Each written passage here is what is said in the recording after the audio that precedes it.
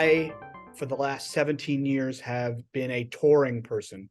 And when I say that, I mean that I have done several different jobs on the road. I started as a person in a band. I sang for a band for a really long time.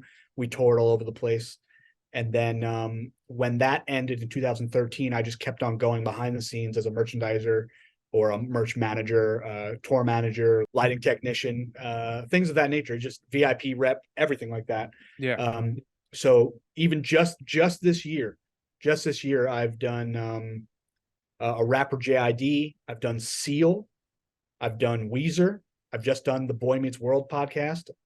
Yeah, it doesn't end. I'm about to go to Europe with Pennywise.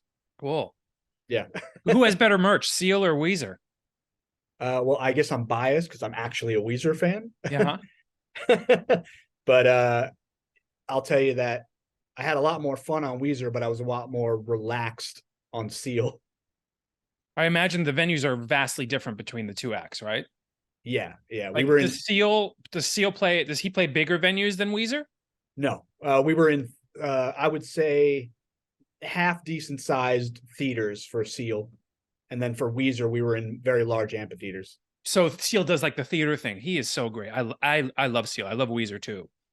I mean, he definitely still has it. He's good. Yeah. That's Yeah. cool.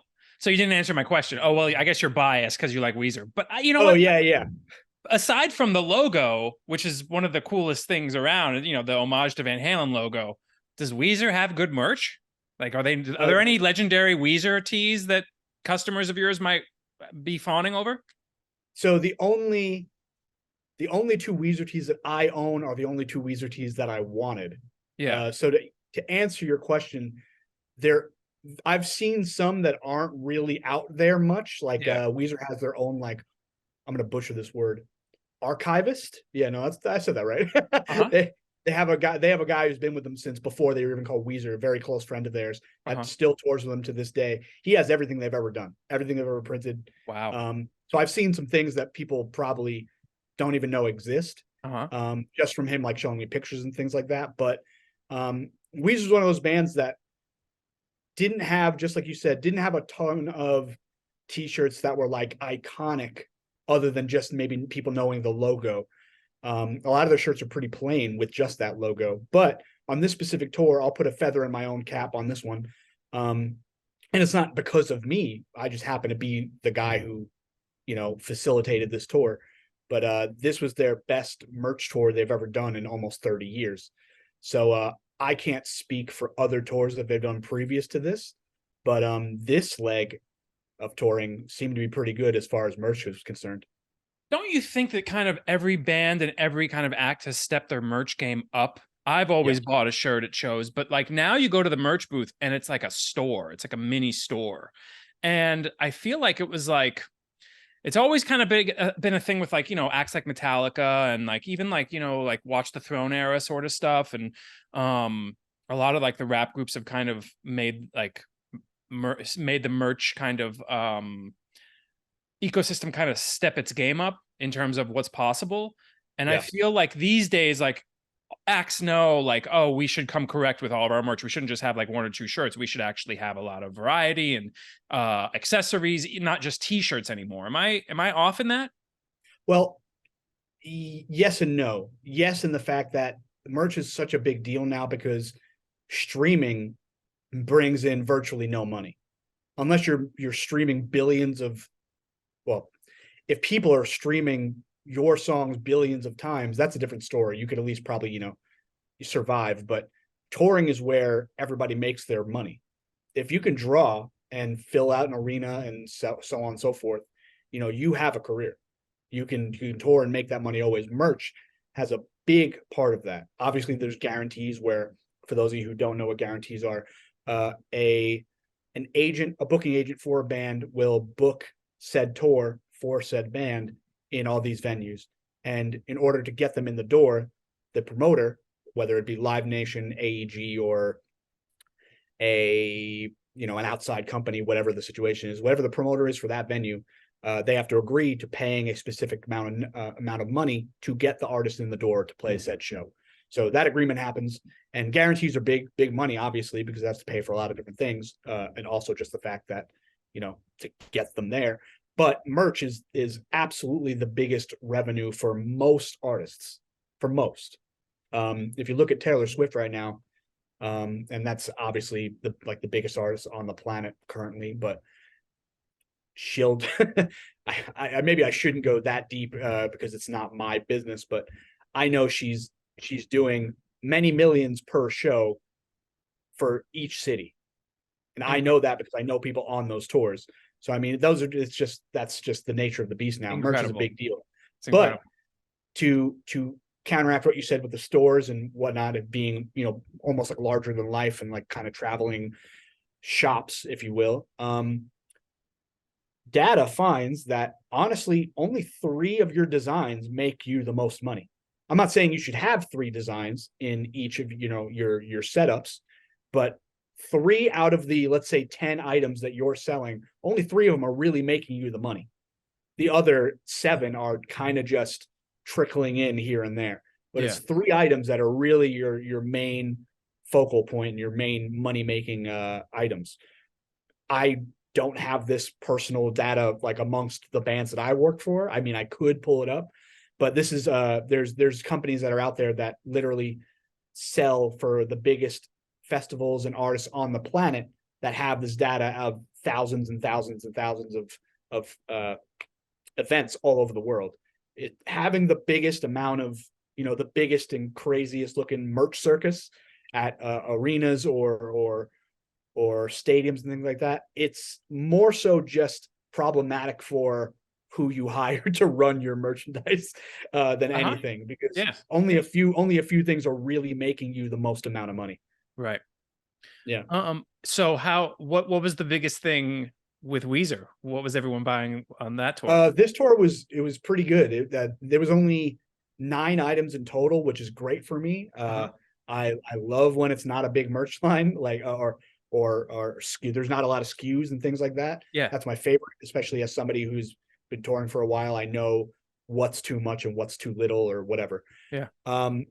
Their 2 best-selling shirts was obviously the ad mat shirt, which is essentially just the poster for the tour, with tour dates on the back, obviously, because tour dates are your number one. Everybody wants tour dates on the shirts. I was at the show. I can prove that I was there. I got this T-shirt. Yeah. Well, yes, that's exactly what it is. Yes, you didn't buy it at Hot Topic or wherever you get shirts now, right? And Target, and some artists put that shit online, and that sucks afterwards, because it kind of, I can understand if they have tons of leftovers or whatever. but most of the time that'll be your bestseller. The tour dates T-shirt will always be our bestseller. But secondly, on this tour, and I don't know this song per se off the top of my head. I want to say it's from something newer that I just don't know from Weezer. I'm a 90s kid, so Blue Album, Pinkerton were basically my lifeblood back then. But they put out a song about a dog. I think maybe it was River's Dog or whatever. I would say on their last couple of EPs, because they just put out like 4 EPs around the seasons, I think. Anyway, there was a dog on the shirt and said, "Weezer is my friend," or "Weezer is my best friend," something along those lines. And that sold like crazy. Cool. The dog and Weezer, cool. I don't know. What? That's like a new classic, right? That'll become like a new classic shirt. It's possible. We sold, I can't even tell you how many thousands of those shirts. Yeah, that's like the cool thing too, like with tour shirts and going to shows and getting like the actual stuff for that tour. In other words, stuff with tour dates on the back and whatnot. Is that you never know what's going to become like a super iconic vintage shirt in 20 years. So that's the game that I love to play when I go to shows. I actually haven't been to a concert since we've come out of the pandemic. Wow. Yeah, I mean, I'm eventually going to go. I've been to Disney and stuff like that. I just haven't been to a concert yet. So, sure. But I always love checking out the merch table. I always I look forward to seeing what the bands have or what the acts have, because I always like getting like a shirt that like I'll hold for like 20 years, 30 years. Oh yeah. For me, that I have like, went to tons of concerts and shows, since like, I mean, my first concert was, it was either like it was David Lee Roth's Skyscraper tour. So like when he went solo with Steve Vai, and I like still have the shirt. Yeah. So like I keep a lot of stuff. I've collected a lot of tour shirts over the years. And I'm still buying, like when I go to shows, I'm still looking out for like cool shirts to hold, because I'm always like, oh, that's gonna probably look awesome like in 30 years when it's all weathered and all Yeah. cracked and stuff like that. Because like, as you know, and we're gonna get into the vintage tea market.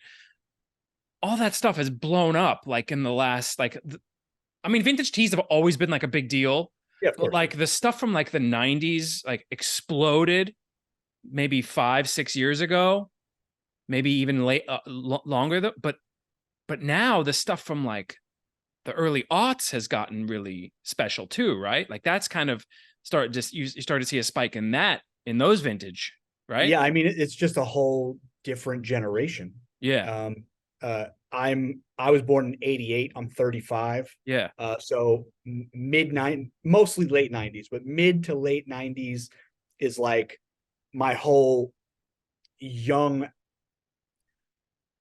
like realizing I like bands for the first time era. sure, You know what I mean? sure, yeah, Like, oh, that I like. I remember specifically, and I'm not a Janet Jackson person, but I remember one of the first songs I can remember being like, wow, this is a good song. Was my mom would always play. I don't even know what year this is. I should look it up. My mom would always play and sing along to some Janet Jackson song. It's like everywhere I go, uh-huh, I just cool, don't know what I don't know what the song's called, but I yeah, remember that specific part and being like, "Ooh, that's a good song." And I was like, I had to be somewhere between like 6 and 8 years old. yeah, I don't know what year it was, but I just remember that specifically. And then obviously from there, you grow up and you meet a kid in school and they listen to whatever, and that's just how your tastes blossom from there. yeah, But the early 2000s is a different generation. I mean, you have internet for the first time, yeah, really, really popping off, yes, Napster, just people had access to music that they didn't have to buy anymore. So a lot of things opened up. So yeah, even the 2000s merch is starting to actually pick up in price. yeah. It was kind of cool because I remember years ago. I don't know if you're familiar with the seller, Never Turn Down Again. Are you familiar with that seller? No. Well, that seller kind of like blew up, and I remember patronizing them on eBay before Instagram, and it was all like the 90s, like stuff like Ministry shirts, Sure. or like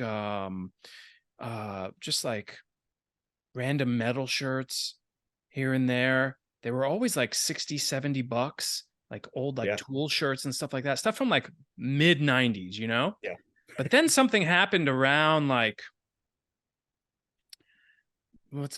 maybe like 2016, 2017, where like it just blew up and shirts started to become like 300 to 600 bucks. And this is that same like 90s era, to Yeah. where now it's like I can't even like it's not even worth it anymore to look for those shirts because they're just so overpriced. You know what I mean? Like it's Sure. not, it's no longer like 100 bucks, 200 bucks for a shirt. And I would even almost say maybe it was like even early, like 2012 is when that started blowing up and I started noticing the prices increase. Really, really crazy. But I'm noticing that now with like the Blink 182 shirts, My Chemical Romance, like that bump is starting to happen with that generation of sellers, or I'm sorry, that generation of buyers and sellers, the whole ecosystem of Sure. surrounding that era of music, that like pop punk, emo sort of MySpace era of music. Yeah. And is that kind of where your focus is with your vintage selling? That's a good question. I know I try to sell what I know first and foremost, Yeah. or I'm I mostly try to buy what I know most and foremost, because I could put forth the argument for certain things better than I can for other things. Yeah. To give you an example, you mentioned Blink 182, and I'm sure we have a mutual friend in Dan. Dan Yeah. has been bugging me for this one specific shirt, maybe for 2 years now. But the reason I won't sell it is not only because it's a rare shirt and it's an expensive shirt, and Blink is one of those bands that I found very, very early on in elementary school. And I think they might be the first and or second band I ever witnessed play live in a Cool. concert at the same show. Whoever was first and second that day, I can't remember, but whatever. They were first or second that day. So not only that all those things matter to me, but it's one of my favorite shirts. And I only know of 4 of them on the planet that exist. Yeah. That I know of. I'm not saying Wow. there's not others, but I collected all 4 of them. It took me a couple of years to find all 4 of them. And then I kept one and sold the others for stupid amounts of money. What year is this? What year did you start hunting for them? 2020 maybe. Yeah. I found one for the first time in 2020. Yeah. And then 1 or 2 popped up and I was like, oh, I'll take it. I spent Yeah. stupid amounts of money on them. But the whole thing was that the reason I was okay with spending that amount of money on those things was because I knew that there weren't many of these things out there. It was a bootleg. It was the craziest bootleg I've ever seen for that band. Blink-182 is another one of those bands that doesn't have a whole lot of really good shirts. They They have don't, a couple. No. They just when they got really big at Enema of the State, which is 99, Uh-huh. If you pay attention to their merch prior to that, and then once they got really big, everything is super boring and pretty manufactured. Yeah. Because they just got so big that they probably only needed to print a couple of things every tour. Yeah. And it didn't matter because they were just selling. Right. Throw the boring shirt in Hot Topic, sell. They were the biggest band ever at that time. Right. So their merch got really boring. So this specific shirt that I'm talking about, our mutual friend Dan has been on my ass about it, but I can put forth that knowledge, being like, listen, I've studied this little niche market right here. I know because I held all 4 of them that I'm not selling you this at all, number one. But if I did, it wouldn't be for under like $3,000. Wow. Because I sold my last one for $2,500. That much? Wow. Oh yeah. Yeah. Wow. So I mean, Blink is one of those bands. It's a generational band. It's Yeah. Respect and everything. It's not my thing. But like they're one of those bands that people, they're going to be. It's one of those things where like 30, 40 years now, kids are still going to be listening to Blink-182. They are absolutely a band that changed music in a way. Yeah, for sure. I mean, like it or hate it, for sure. Yeah, I mean, you don't have to like it at all, but they were the edgy. They were like the first real, besides Green Day, and they did it differently from Green Day, but the first real like pop punk band to make it. Right. Punk. Right. You called they called themselves punk, and so Green Day were punk bands. They were punk bands in their own right, but the way the world sees it now, they're pop punk bands. You know what I mean? They're the first pop punk band to really make it besides Green Day, but they were a lot edgier than Green Day was. They were doing different things. They were making fun of other stars. Like Green Day wasn't doing that kind of thing. So they grasped onto those like almost like degenerate kids in a way that wanted to rebel. Sure. Against I just saw a video yesterday that Blink posted, and it might be old now because that tour is finished, but I saw it because the algorithm yesterday. It's a video of them on stage on the tour that they just completed. And Tom brings a kid up on stage and gives them a guitar for whatever reason. And he goes, I'm going to, what do you have to say for all these people? You have one thing to say. I'm going to put the mic up to your face. And what do you want to say to all the people? And the kid just said, fuck you. And the whole crowd erupts. It's like, that's the kind of kid I was back in when I was hearing them for the first time. So it's just, they're that band. They never formed to the way society was. They were their own people, and that's why that band will live on forever, even though in their 50s now or early 50s or late 40s, whatever, people are probably that's come on, like that's childish. It's like, but that's who they were since the early 90s when they started. They're like an attitude. They're big. They're like their attitude. Yeah, exactly. That band will live on forever as this generation's like once again, slightly different, but like Motley Crue were a bunch of degenerate partiers. You know what I mean? It's a just different era, but same kind of feel. Yeah, I could see the parallel. That's interesting. And by the way, I saw that clip too on my algorithm, and we're all turning into robots. Yes, we are. Unfortunately, but I saw that too. That kid was stoked. Yes, I laughed very, very hard, but that's exactly me. Like when they would play I forget what the song's called. they would the shit piss fuck cunt song in 2000 when I saw them. Whatever, yeah, they just say a bunch of curse words in a row and they play a Sweet. punk beat behind it. And me being 13, I'm like, oh my god, I can't say this in front of my parents, but at a concert alone because my mom drove me there and left Yeah. me, I can scream it at the top of my lungs. That's yeah. Anyway, Do you think that there's like a void in the early aughts up until maybe 5 years ago, 10 years ago, where the merch kind of not vanished, but it dimmed due to Hot Topic? In other words, do you think that there's not a lot, like there's not a dearth of merch from like early 2000s till like 2012 or 2015, maybe, let's say, because kids would just go to Hot Topic and be able to get whatever shirt they want? Like, do you think maybe like there aren't a lot of those, like, I mentioned My Chemical Romance, I mentioned Blink 182, but like what's some of the other bands that were around that time? Like, I guess some of the emo bands and stuff. Like, like some of like the more indie, like Epitaph bands, or like you saying are the shirts accessible? well, is there not? Yeah, are there? Or do Did the people volume like go not down? really? Like, do you not see a lot of tour shirts from that era because things were sold in such high volume through Hot Ooh, that's Topic? it. Oh, okay. I see what you're saying now.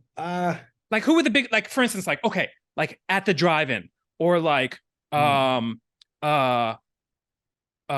Refused isn't a great example, but like those bands, those like indie kind of real punk alternative Sure, bands that sure, were sure. around at that time, you don't see a lot of their merch on eBay. And I look for bot shirts, I look for stuff like that, but I can't really find a lot of them.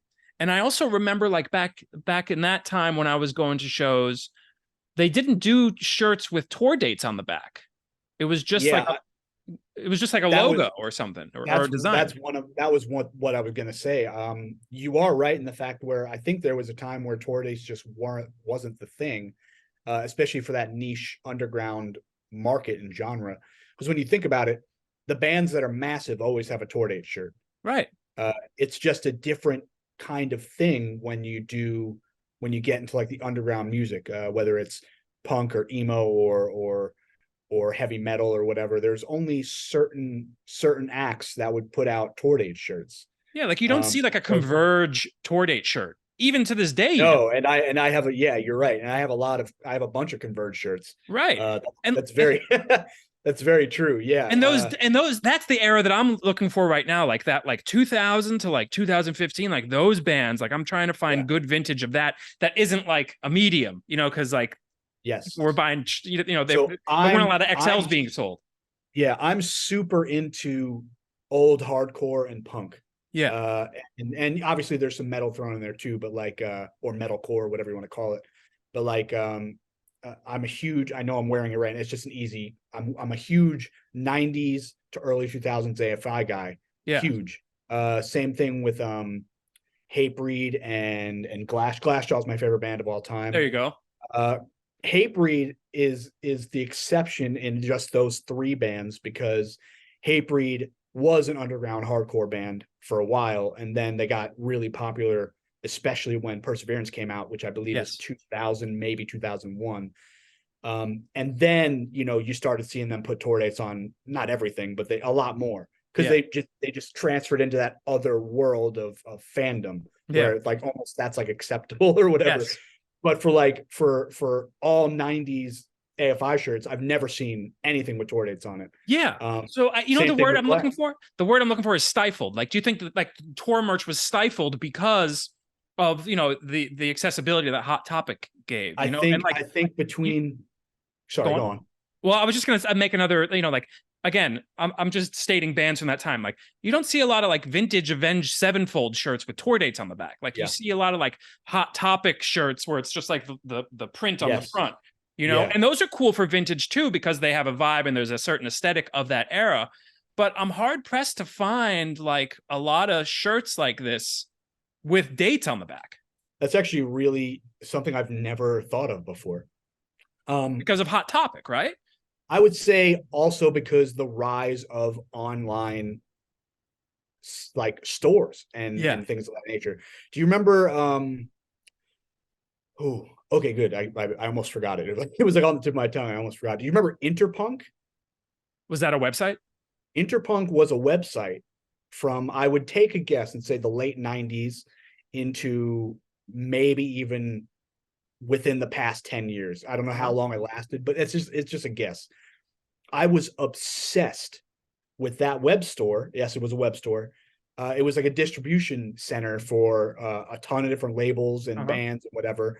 That just it's just like any merch Like store Kings Road nowadays. now or something, Yeah, whatever. it's the same concept, Yeah.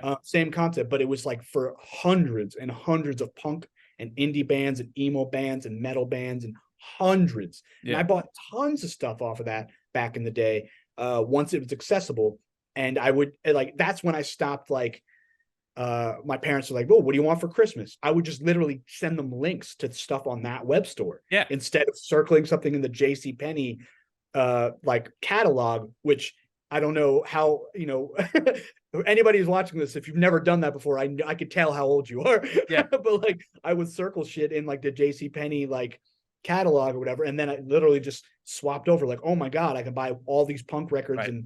and whatever.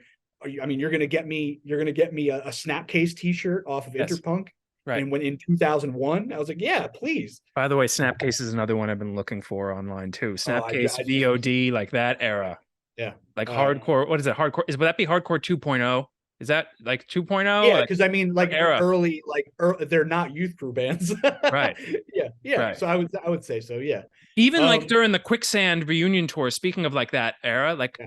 the first when Quicksand like first like got back together and were touring, like their merch wasn't that great. Like no tour dates, nothing like that. I feel like recently they've stepped it up, but I have one Snapcase shirt that I'm still not even that happy about, but it was a great deal and it fit me perfectly. It's a Steps T-shirt, uh-huh. and Steps is not my favorite record. Sure. Progression is my favorite record by Sure. far.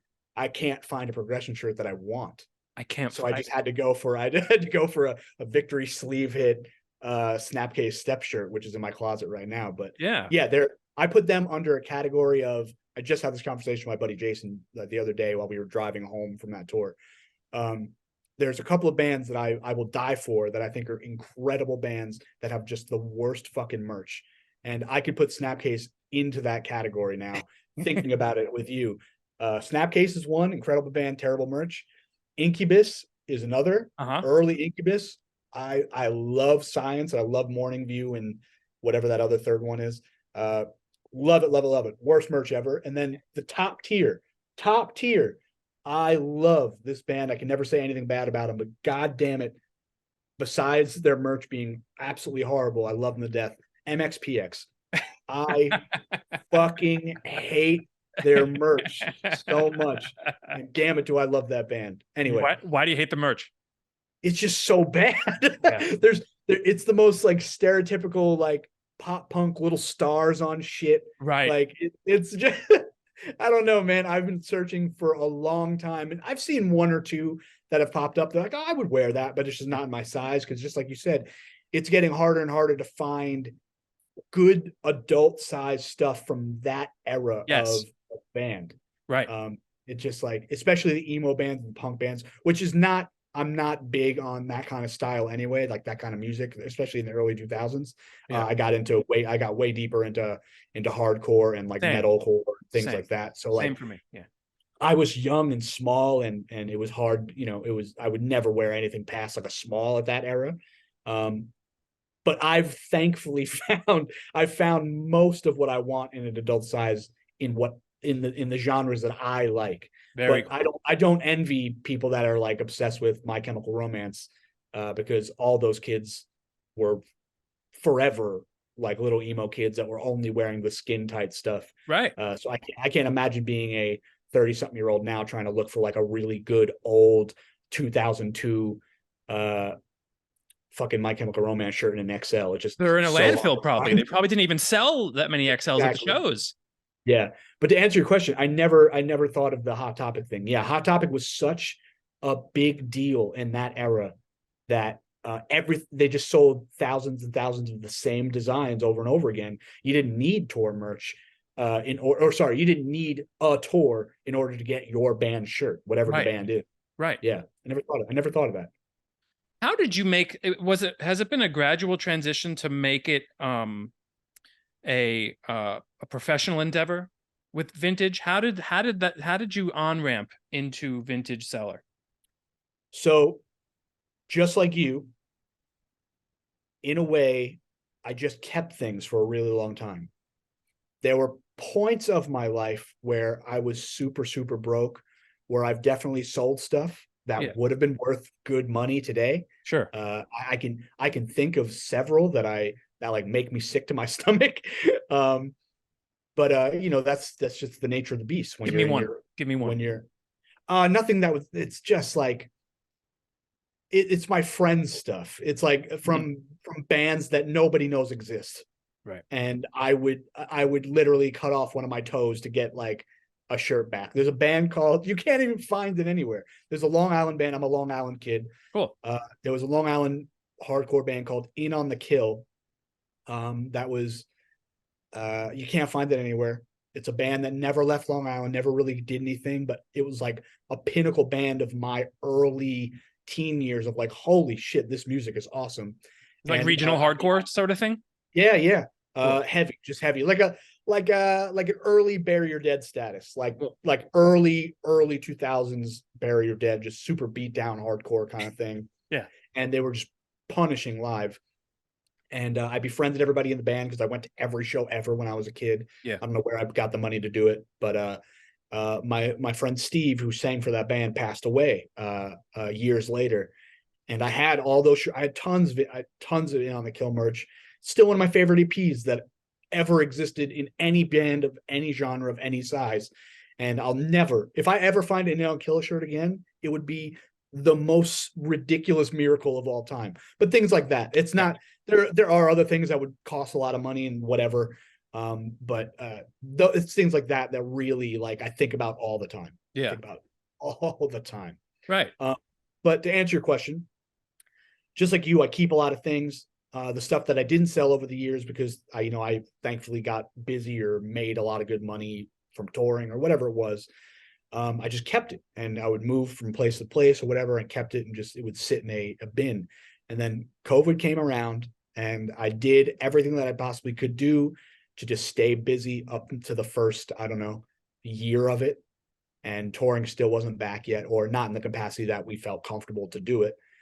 And my roommate's boyfriend told me that he was very successful on something called Depop with selling things.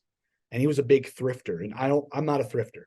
I've never been particularly interested in going to the thrift stores and searching through racks. I have plenty of times, but it's not something that I ever thought was worth all of my time and effort like a lot of people do. And that's totally fine. If that's what makes you happy and that's what you enjoy and you become successful off it, by all means. It's not within me to do it that way. But he would do it, and he would sell stuff on Depop, and he would make tons of money every month. And he's like, and we're sitting there watching TV during COVID, and he's like, maybe I don't know, maybe do you have any stuff from like your touring years? I was like, actually, yeah, I got plenty of stuff, and stuff that doesn't fit me or I don't care Yeah. about or whatever. Stuff that's not in my closet, in my totes from when I moved here or whatever. Yes, but not in my closet. I was like, yeah, I'll look through that. And I remember in the first week of doing that, he gave me all the trips, all the tricks and tips on how to make it happen. In the first week, I made like $800 off of Incredible. off of stuff that I just had. How Stuff many that I had. shirts? Do you remember how many shirts made that for you? I don't. I do remember my roommate is a professional photographer and videographer. Cool. I do remember. I have a big loft upstairs where I'm sitting right now. It's pretty big. Yeah. I filled the entire floor of the loft, and then I just sat in the middle of it with different shirts all folded up. And that's how I had him take the picture of that, and that's how I started the journey of like, here I'm actually selling stuff. Yeah. So I don't know how many things I had, but I filled an entire floor worth of it so I could at least promote that I was doing this or starting this endeavor. That's cool. So yeah, in the first week I made like $800. I was like, holy shit. Like I had no idea. And I don't know what I was pricing those things at. I don't know Right. if it made sense if I undersold myself on certain things. I just didn't know. Yeah. From there, I was, like I said, I posted that picture and I said, hey, I'm buying and selling stuff now. So if you have any of this, and this, please, on social media, please, let me know, because I know everybody's hurting right now. Nobody's really able to work, or if they're in the industry that I'm in, you're definitely not working. So if you have old stuff, I'll gladly buy it from you for at least a fair price, not knowing what the hell the fair price would be. And I had a friend, I say a friend, I had an acquaintance from West Virginia. He hit me up. He goes, are you going to this event? And he told me about a specific event in Orlando. And I was like, oh, I'm in Orlando. I live here now. He goes, you don't know what that is? I was like, I have no idea. I'm not going to necessarily give him the plug or whatever, but and I was like, yeah, I guess I'll check it out. And it was just a big vintage event, and it was like Cool. probably shouldn't have happened because it was in the middle of COVID, but Florida Yeah, didn't it's give a shit. Florida. Yeah, Florida definitely didn't give a shit. Right. And I'm not getting political on it. It just probably shouldn't have happened. Facts. You know what I Right. mean? Sure. Probably shouldn't have happened. And it was pretty big. But myself, one of my roommates, and another friend who was just a touring friend who wasn't working, we went, and I knew everything at that moment. Like at that time, I was like, I knew what to expect. I knew what things were overpriced, underpriced, Yes. just from doing. At that point, it was probably months into me actually selling. I just did a ton of research. I watched a lot of things unfold. And in the process of this man telling me to go to that event, I remember I uncovered live selling on Instagram. Uh-huh. People doing auctions on Instagram. Oh, I didn't know that exists. Makes Oh sense. yeah. Wow. Yeah. So people were doing live auctions on Instagram. So I was like, what the hell? Who are these people? Number one. Yeah. And there's hundreds of people watching these. Wow. I'm like, I didn't know this existed. I So don't. then, I didn't know until just now that wow, sellers yeah. do So live auctions. Makes total sense. This is what really blew it up. Yeah. And now I'll give him a plug. My buddy Chris started doing Instagram live auctions. He and this is before I knew him, whatever. But my buddy was like, you should watch these and just you'll get the gist of that. And I watched for like, I don't know, maybe a month before I said anything on there, before I said a single word. I just studied what people did, what things were priced at, Yeah. how they were selling, what they were selling for. I learned a ton about tags, licenses, and stitching, and Yes. history of stuff I didn't know. And I just watched. And so many people were fools on there, just fools. People didn't give a shit about anything. And not Chris, the host who started this whole thing. He was very knowledgeable, and he would, whatever. But like, I would watch people come in and do all this crap, and I was just like learning what not to do instantly. As somebody who's been in entertainment for well over a decade at this time, I was just I studied like crazy, hours and hours and hours and hours, almost every day, watching these live auctions unfold. And then eventually I hit him up, and I was like, hey, I want to, I'll start doing a set with you, or I would like to do a set with you. And you book the set, and I purposely did everything different from what I'd see other people do. And I know that sounds foreign to you because you've never seen it before. Yeah. But it's like, if people wouldn't write their measurements down for their t-shirts, I had something bright and bold that said the measurements. That's a big deal for me. That's everything for me. It's a big deal for everybody. It Right. should be. It should be. And there's dozens of other things that it's hard to really specify at the moment, but it's just like, were you noticing people bidding stuff way up and not knowing what they're paying for and blowing the prices? I wouldn't show what I was doing. Yeah. I wouldn't show what I was going to auction. I said, if you want to see, I promise you it's going to be hectic. Yeah. It's going to be hectic. I'll bring out stuff that you don't see auctioned very often, if ever. And I said, but you're not going to know what it is. You have to show up to watch. Yeah. So if you have 500, 600 people watching at one time, and they're all bidding, they don't know what's coming next, it brings a sense of urgency. Sure does. Things start bidding higher than what they usually do. Yes. So I started doing a lot of different things differently, but it all started with just being stuck at home, not knowing what to do. And I learned how to sell vintage by studying other people. But even before that, just watched the market unfold. Yeah. It's not like vintage is a new thing. Every generation has, I guess maybe every contemporary generation, but I'm sure people like even from the 50s, even earlier 20s, like turn of the century stuff, people were probably looking for older stuff too, like heirlooms and whatnot. But like, I feel like every generation in the contemporary era has celebrated vintage, and it's really been cool to see how like the Instagram generation or like Gen Z or like even millennials like discovered and celebrate vintage and how they interact with it too. Cause it's like, you see it, especially on social media, like vintage, vintage, vintage is like a big thing now, but it's always kind of been around. It's just interesting what interests the kids from this particular generation when it comes to vintage. Yeah, I think it has a lot to do with the pop stars and shit that are really getting interested in vintage, but that also has a lot to do with the influence of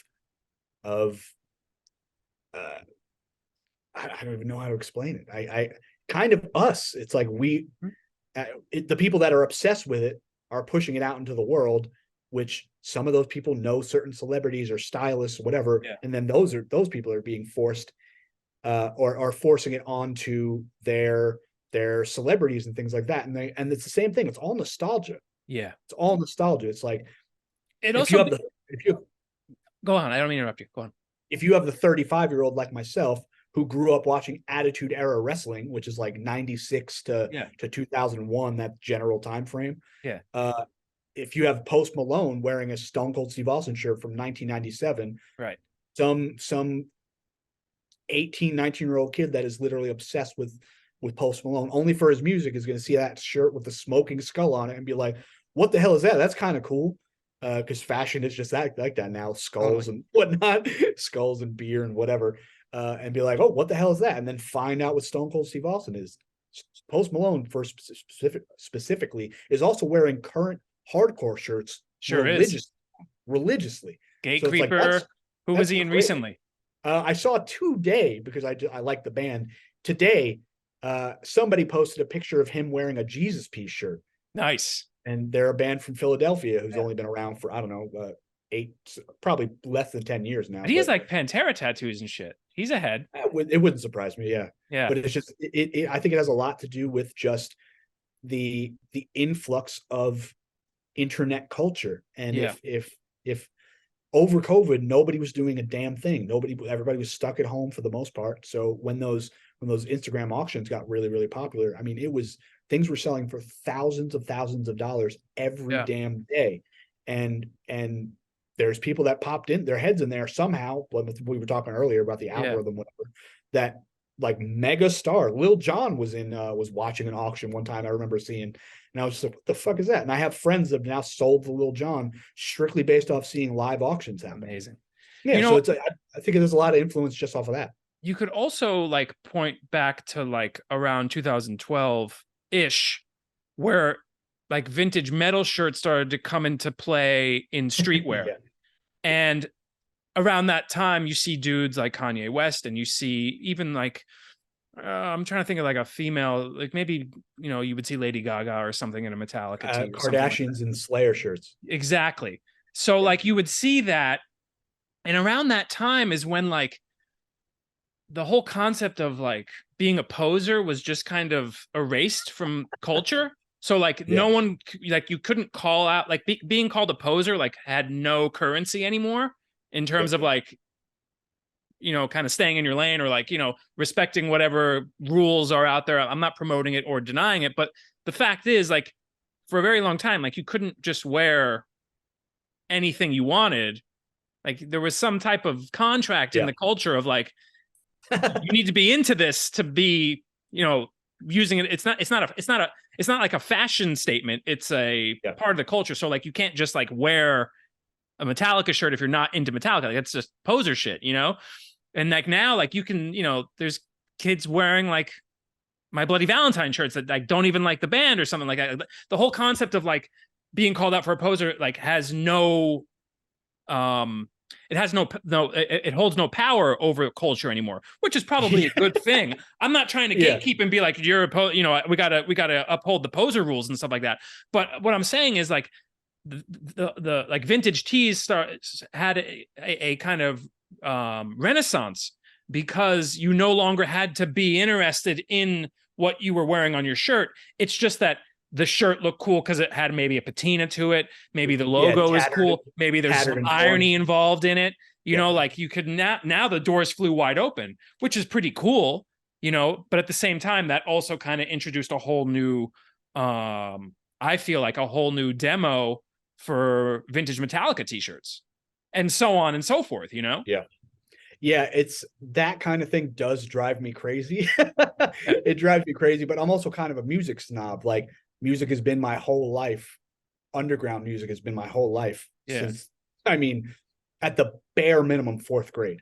Right. That's all I've ever cared about is music. Yeah. And thankfully I've turned that into a career, years after that. But it does drive me crazy that people wear things that they don't know what they are. But But that's how it is now. that's just the snob in me.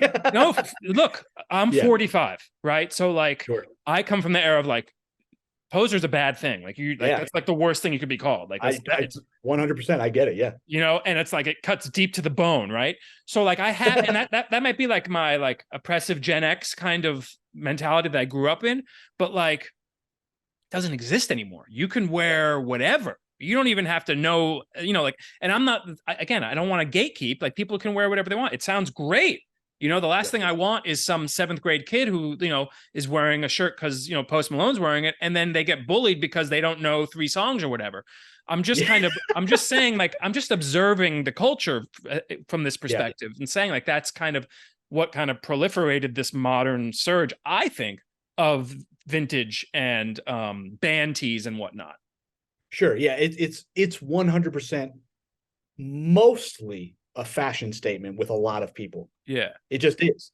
The people that obsess over shirts like I do, most of us we know what the hell we're wearing, but that's because this is what we're into. But I mean, you go to I'm in and out of airports literally all the time because I travel for work. Yeah. I mean, the amount of 8-year-old kids to like 11-year-old kids that I see walking around an airport in like Nirvana shirts. Yeah. Probably have never heard a single song of Nirvana. I'm not saying that's a bad thing. Once again, it's Sure. just you. It's like I'm 35, you're 45. Who gives a shit? Right. Who gives a shit? Right. But there are those people out there that will have something stupid to say, but that's a lot of the world right now, unfortunately. Everybody thinks their opinion is so yeah, it's just the fact of the culture. Like those Yeah. rules don't apply anymore, I guess we should say. And that's a cool thing. It's definitely a cool thing. It's just it just seems to me like I can't tell if you really like Metallica anymore.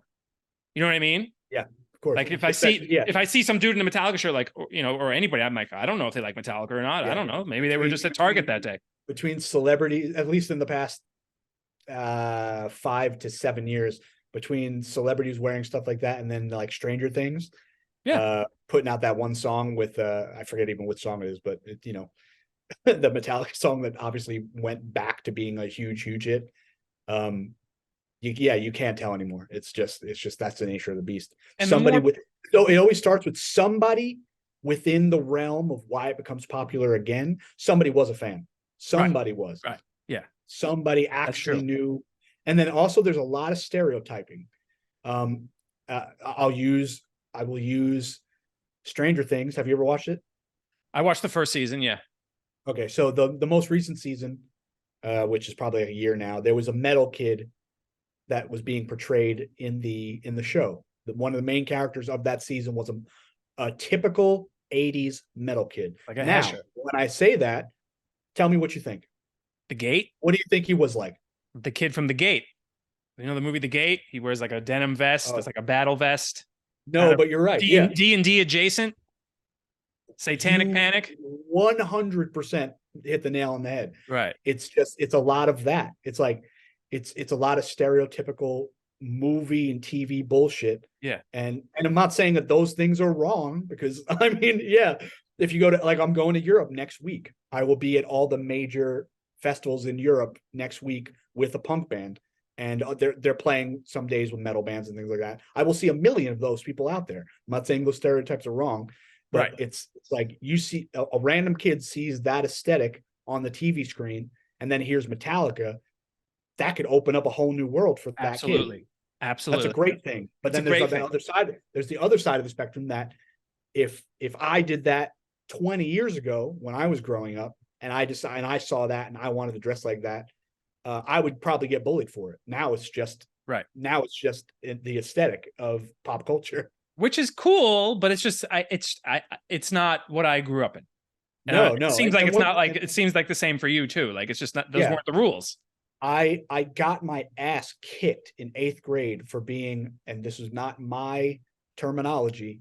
I sang for a new metal band at the time, so I don't know where they came up with this concept, but I was the king of the punks in 8th grade. And I got my ass kicked by one of the jocks in school just for looking different, I guess. Yeah. I don't know. Yeah.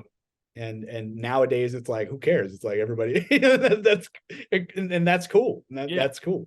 It's like the stakes are higher. Like no one gives a shit about what shirt you're wearing. That's kind of cool. Like being able to go to school and like whatever you know, like it doesn't matter anymore. Yeah, rules. It's kind of cool. All right. So you mentioned something, and this is actually something I've been wondering myself. Why do we all want faces on our shirts? Why do we all want to wear shirts with other faces on it? Other shirts, or why do we want to wear shirts with skulls on it?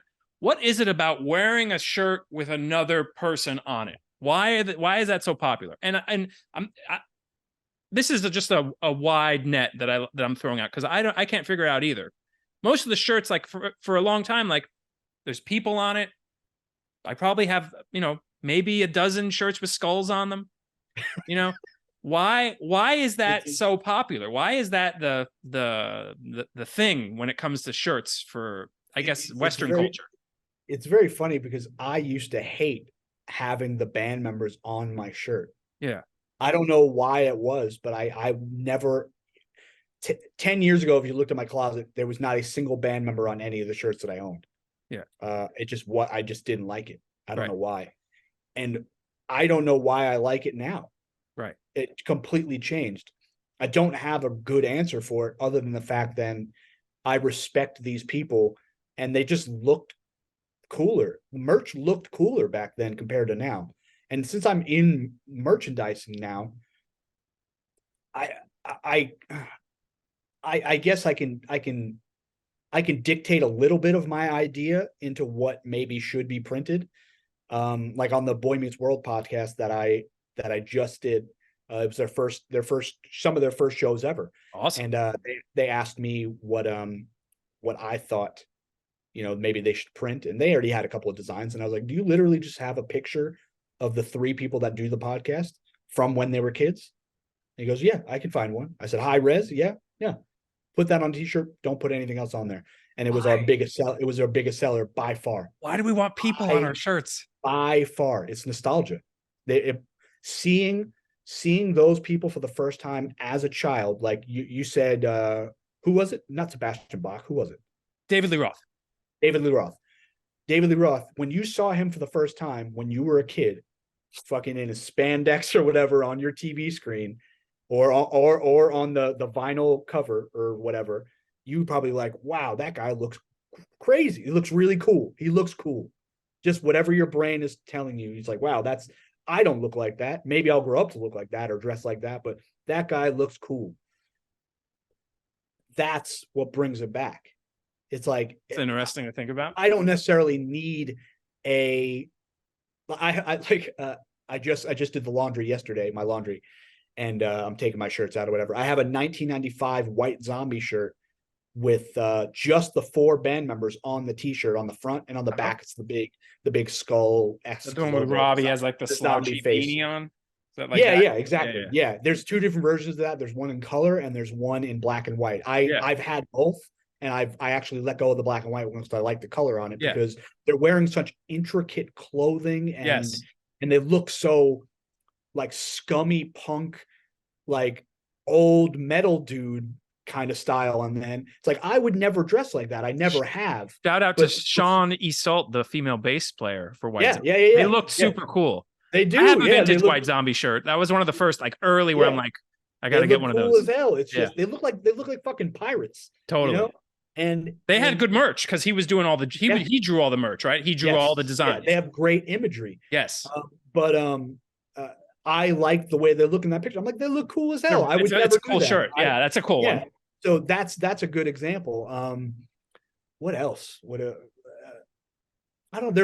That's my suggestion or my thought process Yeah, behind it is when I saw so and so for the very first time and I thought they looked cool, or I just saw them for the first time instead of just hearing the music on the radio or whatever, and I can put the face to the name or face to the band name or whatever, then it brings me back to a specific time in my life where I witnessed that for the first time, or I saw them live for the first time or whatever. So having somebody's face on my clothing isn't that weird to me anymore. Back then I hated it for whatever reason. I just didn't like it. But now it brings me back to a certain time. yeah. It's interesting, like your point of view, it being nostalgia, for like the time of when you saw that artist. I've been thinking that it's like more has to do with like, especially like with skulls, like our like facing of mortality, or like adopting an attitude of the person on the shirt, or like some kind of symbolism, like subconscious desire sort of stuff, like like the symbolic kind of meaning of our mortality, like meaning of our essence. It's weird. I don't know why popular shirts have people on them. On one hand, yes, White Zombie, or like, you're transported back to that time. It's also the fashion of the time on Yeah. the fashion of the now, which is an interesting juxtaposition. But like, why skulls, and like why even like drawings of humans? Like I'm still like, I still get so fascinated on like why that is such a big thing with t-shirts in particular. Yeah. I It's so interesting. I mean, I genuinely think that just darker imagery is way cooler than rainbows and I don't even know, like Yeah. little birds and shit. Like I don't know, it's Yeah. just something about darker imagery is just so much more interesting and cooler to me. But I've always listened to underground, more aggressive things. Yeah. That's just my personality. Have I ever acted out in a way that is aggressive and degenerate like? Not really. I've never gotten in trouble in my life, or major trouble in my life. I've never done drugs. I've never drank a day in my life. I've never done Are you anything straight like edge? that. Yeah, since I was 13 years old, Great. and nothing before that ever. It's just that's what I learned what straight edge was. What was the band that turned you on? Glassjaw. Nice. I didn't know So they were I'll straight never, edge. not anymore. They're not, right? So oh god, I'm gonna have to say 2000, maybe 2001. Do you remember the magazine Circus Of course. magazine? Of course. So Circus magazine, once again, I told you I was a Long Island guy. Yeah. Circus magazine did a interview with probably the band, maybe just Daryl, the singer. Uh-huh. I don't remember that in depth, but within the magazine, they did an interview with so and so in the band. It was probably just Daryl. One of the pictures, he's holding his lip down like this, like this. Yeah. I don't know if mine's still there, but he had 3 X's tattooed on the inside of his lip. Yeah. And I was like, what the fuck does that mean? Right. And I was reading the interview, and he's talking about being straight edge at the time. So in the late 90s, well, in the 90s and the early 2000s, he and Beck and maybe a couple of other guys, I don't really know, were straight edge. And when I was 16, got 3 X's tattooed on my lip, or in the inside of my lip, because of that. And Yeah. I learned what it was, and I never did anything up at that point. And I'm not going to get into it on here because this is the show to talk about it. But I've saw things within my life that justified the fact that I should stay straight edge. Sure. And between Last Drop becoming my favorite band and the personal things in my life that I was witnessing with my own eyes, I was like, yep, that's the ticket for me. So yeah, that's that's that. I was first exposed, again, I grew up in Miami, and like straight edge is not a thing there. There's no presence. Maybe there is now, but there was no presence Sure. like in the 80s and 90s. Maybe if you went to like Broward County or maybe some areas of maybe Coral Gables, but it just wasn't. I didn't know where it was.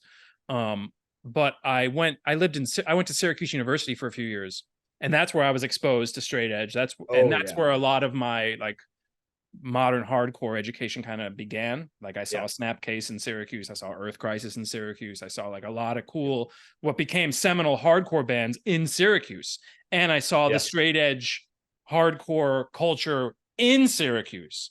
I had Oh never yeah. heard the term I had never heard the term vegan before Syracuse. Sure. I, Yeah. I saw some kid in the commissary wearing a hat that said vegan. No joke. Like I thought they were from Las Vegas and they were saying I'm a vegan as if I'm from Vegas. So like Sure. I'm just not exposed to it. Lo and Yeah. behold, it was what I've been waiting for my whole life. Yeah. But yeah, like straight edge was not, I did not know about it at all up until that point. And it's interesting to Yeah. see people and to meet people who are like, oh yeah, I've been straight edge since I was 13.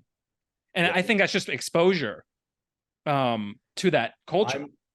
I'm super dedicated to things that I love or care about, whether it's within my family or friends or the music that I love or whatever. And it's like if I really care about something, that's me. It's not going to change. It's It's just awesome. not going to change. No, it's And really straight edge cool. Respect for sure. Yeah. And like Thank you. I went on to like so I directed music videos for hardcore and like punk bands like in the early aughts, like few and far between, but I still got my name on the board. Yeah. So I did a lot of stuff with Face Down Records at first. That was like Oh, my first sort of stuff. did you do it? Did you do anything for A Love for Enemies? I did. Those are, I mean, I did. that was my, that I was made my a video for childhood. them. I made a video for Yeah. them. It came out cool. That's awesome. I did. I did a few videos for them and then for Face Down. And then I started doing some work for Metal Blade. Sure. And I met some of the people from San Diego. Like I met like the Cattle Decapitation guys and Yeah. Justin from the Locust. And I did work, I did a video for Some Girls. So like I got around and I got, I was able to kind of expose myself to the culture of those sort of scenes, and it was an education process. From Syracuse to then the West Coast. It was an interesting kind of submersion into that. Very cool stuff. A lot of corny stuff, like from like crowds and like a lot of politics, but like also like some really cool like people with like great ideas and people that live in a way that I was not used to, but like it really is a progressive lifestyle, and also just like really living with like a great moral compass and a great sense of integrity. Very cool. Yeah, all the while still able to do music through that too. It's pretty cool. Yeah. I've never pushed my agenda on anybody because I don't give a shit how you live your life unless you're close to me, and then I want you to be smart. Yeah. I don't want you killing yourself in any sense of Sure. poisoning yourself or whatever. But you can do. I've never shoved anything that I've believed down anybody's throat. Maybe within lyrics that I wrote when I was in a band. Yeah. We're a straight edge band for a while, and we were on a straight edge label. And shout out to Lost Horizon, because I played Lost Horizon many times in Syracuse. I was there. Is it still called Lost Horizon? Yeah. Wow. Earth Crisis, funny enough, just played there with friends. They just did like not a reunion, but an anniversary show. Regardless, incredible. Hardcore is just it's such an interesting culture. Yeah, doesn't die. It really doesn't. But like you meet some so like really interesting people. The cross section of hardcore is like, it's really inspiring. Like it's a cool crowd. It can be a cool crowd. Yeah, what's funny is that I've done a lot of bigger A and B list kind of tours over the past couple of years, especially since COVID has come back, or after COVID. So many of us that work behind the scenes for these tours are just old punk and hardcore kids. Right. The first day of the Weezer tour, and they're metal guys too, some of them at least, but I'm not talking about them. I'm talking about the crew. The first day of that tour, I was wearing a Converge shirt. Yeah. And I'm in my semi truck, and I just pop out to go run to catering or whatever, and I just saw somebody walking past me in an Earth Crisis shirt, and we did that like Spider-Man meme thing where we were like pointed at each other, like, "Hey." Yes. And immediately we became friends with the rest of the tour. He was just one. He was the bass player's tech, and we talked hardcore and straight edge the whole tour, and just became friends. And just so many of us that are behind the stage, behind the scenes on those big tours that all you guys go to all over the world are just old hardcore and punk kids. It's amazing. Yeah. By the way, Converge's most famous shirt has a face on it. So like, again, has like a face on it. Yeah. Is it because, you know, if we wear subconsciously, of course, this isn't intentional, but like, if like we're wearing a shirt with somebody on it, are we subconsciously wearing that because we're adopting that kind of as a costume, as like or armor, I should say, just to not make it artifice? Like I'm always like, because I love shirts. I've collected shirts my whole life.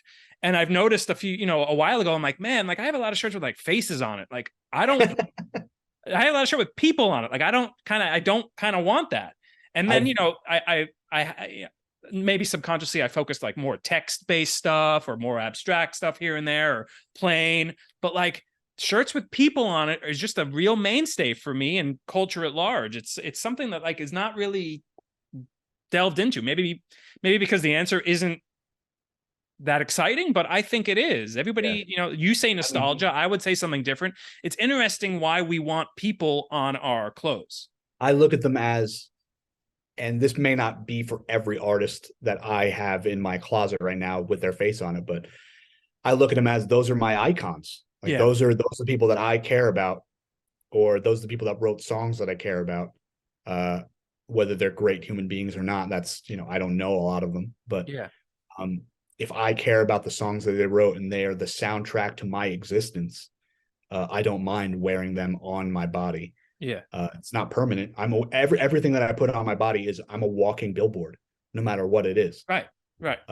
You're even saying something now, like you could read into why somebody's wearing a shirt without a logo on it. Like there's just the shirt is a very kind of powerful mode of communication in culture. I'm such a t-shirt nerd that I get bummed if I will go throughout one day of my life out in the open and somebody doesn't say, "Hey man, nice shirt." It's such a good feeling. I get upset if it doesn't happen. I genuinely get upset. Like, I'm like, man, I'm wearing a good ass shirt today. Like, what's wrong with these people? Do you not have any style whatsoever? I have an adverse reaction. I get uncomfortable when people compliment a shirt I'm wearing. I don't know how to take that compliment. I'm always kind of off. I mean, that's the difference. That's just different kind of personalities. I don't want to have conversations with many strangers. I'm not interested in that. But if I'm selling on a tour, I have no choice but to interact with these people. And you know, I know how to deal with people because it's part of my job, but also a part of, you know, when we were talking earlier about these Instagram live auctions, I hosted auctions twice a week for 2 years. I did over 100 4-hour to 5-hour episodes twice a week for 2 years. And you got to come correct for that. You can't wear just some basic shirt. You got to. Oh yeah, but shirts to the side. You know, you have to know how to talk to people. You have to know how to stay entertaining if you want a couple hundred people to watch you every week and people to keep paying you to keep coming back as a host. It's like you just have to interact with people and know how to interact with people. So it's not like I'm going out in public and looking for conversations, like walking around going, "Oh no, that wasn't the." I was more insulting. No, I know, because deep down, I want people to say "nice shirt." It's just my own kind of. Of course, everybody's different. My own dysfunction. Like, some people handle being famous super well, and other people don't. They break down and they become, you know, psychotic or whatever. It's just like some people handle things differently. I like the satisfaction of knowing like somebody out there has some good fucking taste. And notice the fact that I have some good taste. That's just the way I am. Yeah. Totally. What about, you know, what bums me out is there's a whole era of music that the merch is just blows. Like, I don't want to wear an Interpol t-shirt. I love the band. But like, I don't want to, you know, like I'm sure there's people who love the Strokes that like, do they have an iconic shirt? Is there like a cool Stroke shirt for people to wear, or like TV on the radio? Like there's no, I don't know, but There's You know, no. here's an iconic band, another one. I don't like them though. I don't care. So I gave you a list before of 3 bands that I love who have terrible T-shirts. Yeah. Um, but this one is at the top of the list of bands I just personally do not care about, but they're an iconic band. For being such a big band and such a loved band, their shirts are terrible. Have you ever seen Oasis shirts? Yes. Horrible, horrible. I see. I know what you mean, but there's a charm to how kind of basic and bad they are. Because it's just like the logo Yeah, with well, the I guess square in it, right? I'm going to take. Yeah, yeah, I'm going to take a guess and say that their merch numbers are not that great. Right. I've seen a lot of bootlegs. Do you follow any of the people who Yes, bootleg? I see like every now and again there's like Oasis capsules. They're never fun, but I agree. Like I do every now and again. I'll at least look. I'll follow a lot of them to look, especially because nowadays there's a lot of movie T-shirts there is. that aren't licensed, Right. but there should be good merch out there for said movies. And then those bootleg companies are putting out really cool bootlegs for movies that I think will be big deals in the future. And I'll buy a Yeah. couple of those. Oh I'll yeah. buy a couple of those. But when it comes to band merch, I'll only like, I know once again, I'm wearing an AFI shirt right now. I don't usually go out of my way to buy merchandise that are bootlegged from bands that I've loved as a kid, Uh-huh. mostly because I've found at least one shirt from every band that I've obsessed over. Yeah. You know what I mean? Right. One that I really like or whatever. But that's just because I'm a psychopath and I diligently look for these things for hours and hours a day. Right. So I have mostly what I need. But I'll just use, like I said, I'll use AFI as an example here. My favorite AFI record is from 1997. It's called Shut Your Mouth and Open Your Eyes. For whatever reason, out of their whole catalog, there is no record specific merchandise from that record. I could be wrong, but damn it, have I looked? You know what I mean? Right. There's maybe one shirt that I can think of. All Seasons maybe is what it is. It's like a white shirt and has an orange logo with like a dead tree in it, whatever it is. But there's like one that I can think of, Like spooky era AFI. yeah, but like even pre going real spooky. Yeah. Like the All Hallows EP, I think was right after that. Uh-huh. But this is before All Hallows. Cool. Where are they from? 1997. Where's AFI from? They're California? from Northern California. Cool. Yeah. Now it's probably LA, but originally Northern California. Yeah. But that's my favorite record. 97, Shut Your Mouth and Open Your Eyes. No real album specific, and there's really good fucking artwork on that record. Yeah. It blows my mind. I have around 15 original 90s AFI shirts in my closet right now. That's cool. It's my biggest collection besides Marilyn Manson. Super great merch all around. But for whatever reason, that's my favorite record. There's no album specific shirts. Yeah. So to get back to your question, bootlegs, I bought one from a company, God, Devil, no, that's a shitty band that I don't like. Devil Loves You, something like that. It's a company, Devil something. I'm sure you can find it. They're big AFI fans, whoever they are. And they printed specifically album merch for that record. Nice. And I bought like sweatpants. I bought several things. That's great. I was like, you know what? Hey, I'm like, so be it. Until I somehow find one, which I'm telling you does not exist. I've looked. That'll be my one album specific shirt or whatever from there. Yeah. My friend is he loves vintage comic book t-shirts. Sure. And he very expensive. He disparages people who are into, he disparages the companies that do the bootleg comic book shirts. Sure. He doesn't see them as bootlegs, he sees them as counterfeiters. So because of my friendship with him, I can't indulge and buy any of these bootleg shirts that are, $40-$50, but if you go on eBay, they're like 500, just because I hear his voice in the back of my head. Again, that oppressive kind of poser paranoia left over from my generation. But I can't willfully buy it. I do enjoy a lot of the stuff. I have bought some really good bootlegs. They're really good right now. But nothing beats a good vintage patina. Like you can't No, be like wearing something that's, that is like a vintage graphic, but it doesn't have the patina of the time. It looks weird. It looks weird when you're wearing. Now I get the AFI capsule, and I love like your explanation of like you have knowledge, and clearly the people who made that also know that there was no merch for that time. But clearly, yeah. like there's so many examples of like 90s stuff, like Alice in Chains, like vintage, shirts that, maybe Pusshead, like the Junkman or whatever, or the Angry Chair shirt that like Pusshead drew. You Yeah, can't be yeah, yeah. seeing a new one of those out on the street. Like I mean, I guess you can because there's no rules, but like it's weird for me to be wearing a brand new one of those of that print, I can't tell you how often on tour, especially when I do a cool tour. Like Yeah. I'll do a cool tour, like when I go to Europe in a week, I'll be with Pennywise, right? Uh-huh. For anybody who doesn't know who Pennywise is, it's not the clown I'm talking about. It's a old punk band. They've been around for 35, 36 years now. When I do these tours with bands that I like and like I think are cool, I'm walking around in the crowd if I'm not selling and I'm looking at cool t-shirts. Yeah. But I know from the look of them, without even having to like detail in on the stitching or whatever, I know by the look of them what's actually original and what's not. Yeah. When I was in Europe last year with Pennywise and No Effects, I was trying the off the back people religiously on that tour. And what off the backs means is I'll try to buy the shirt off of somebody's back. Wow. I had that which happen is to a me hard once. thing, which is hard thing to do in general. Yeah. But then when you add the language barrier to it, Yes. it's a whole nother ball game. Yeah.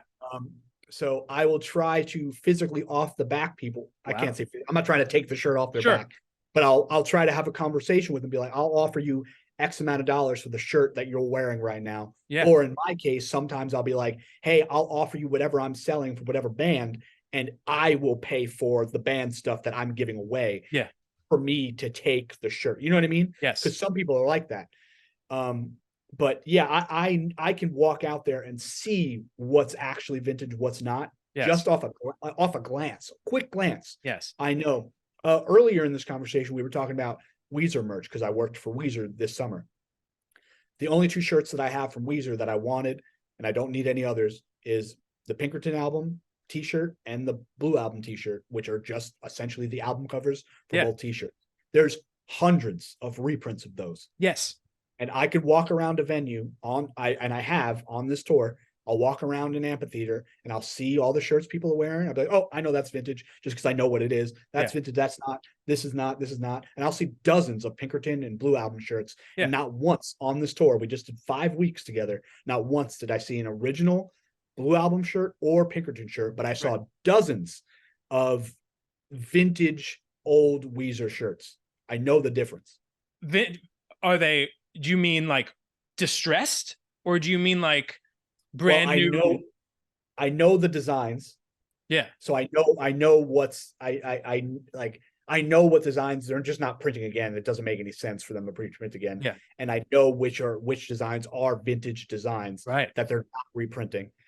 And then some of them are actually, distressed and whatnot. So I can tell right away. But there's it just goes back to knowing what the hell you're searching for. Sure. When you're in a crowd or if you're in a comic book store, you know what you're searching for. Yes. You just know what you're interested in, and you do the research to understand what you're looking for. Yeah. Tell me about your Marilyn Manson collection. I'm a big Manson fan. Sure, like I said, Florida. I was a little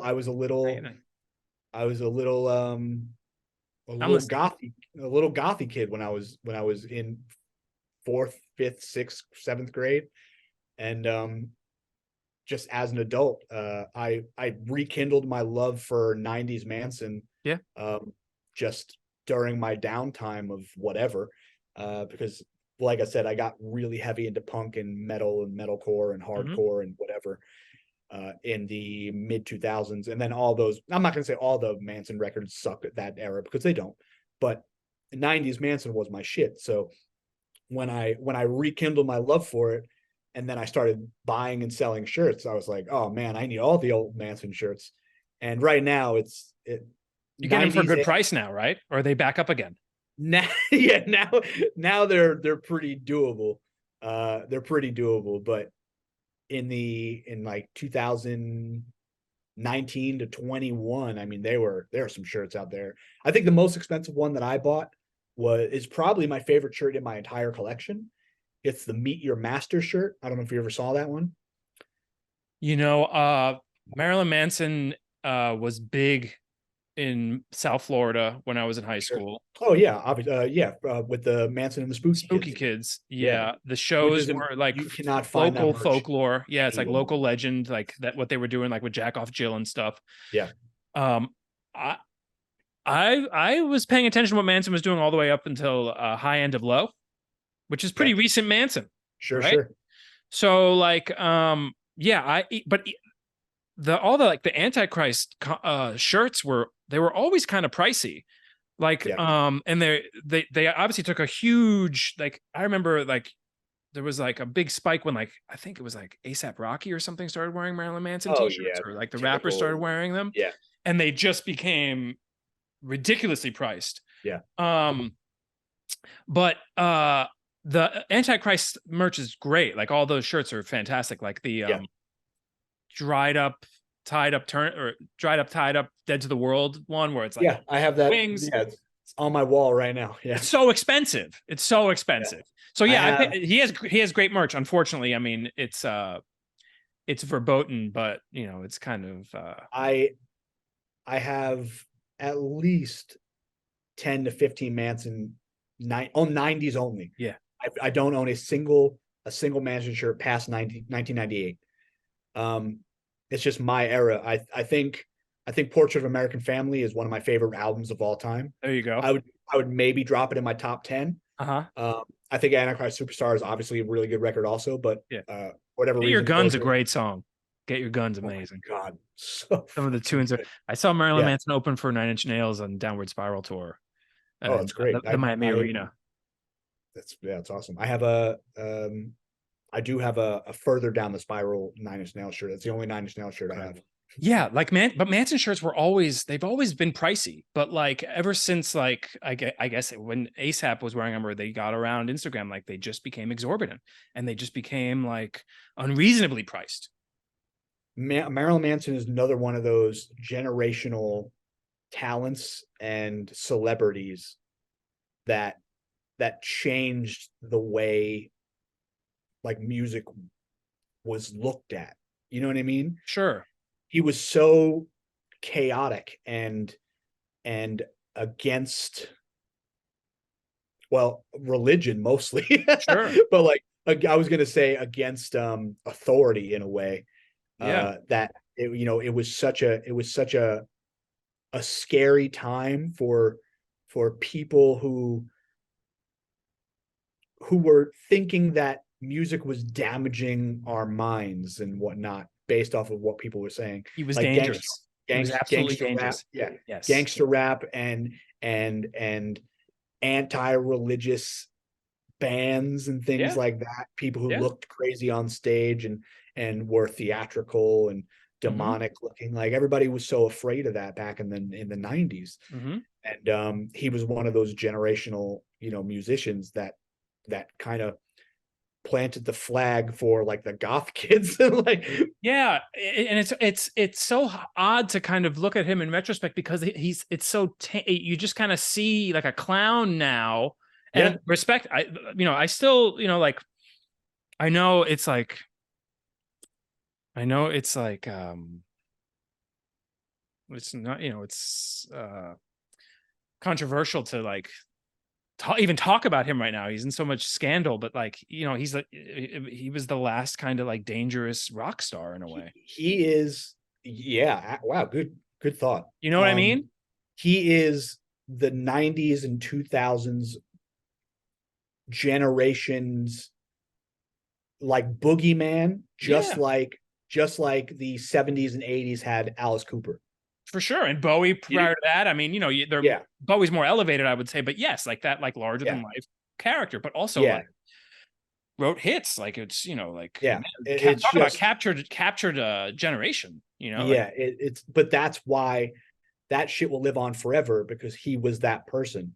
Right. And More so than the music, unfortunately. He has some good tunes. Yeah.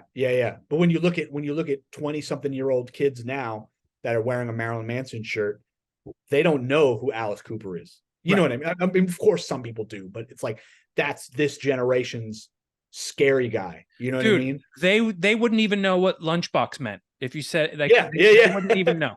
Yeah, And I remember when Manson was huge, like, you know, the lunchbox thing, like kids would walk around with lunchboxes and like it was like a whole kind of it was a whole if you were like into Marilyn Manson, you looked like you were into Marilyn Manson. Yes.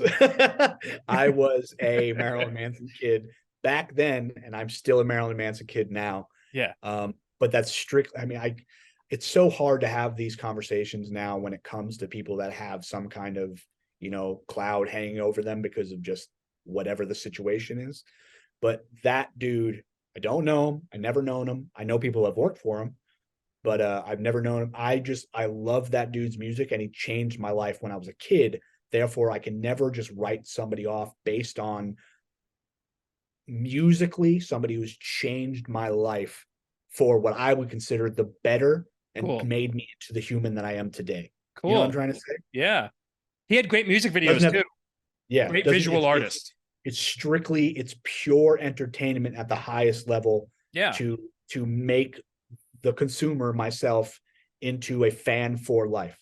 He's not the only band related tattoo I have on me, but he is the only person or band or whatever that I took a logo of theirs and put it on me. You have a Marilyn Manson tattoo?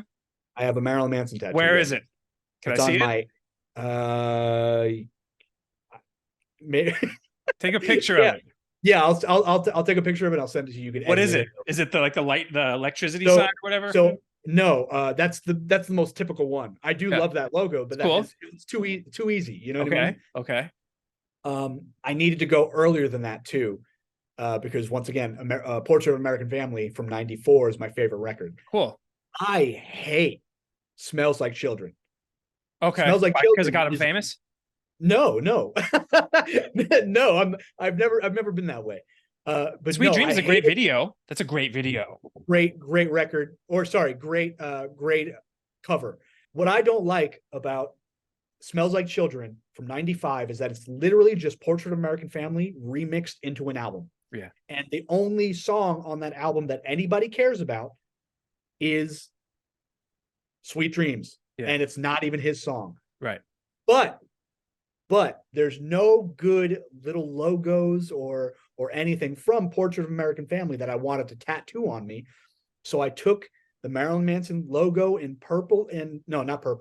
pink and orange, and there's a little top hat on top of the M in Marilyn Manson. Yeah.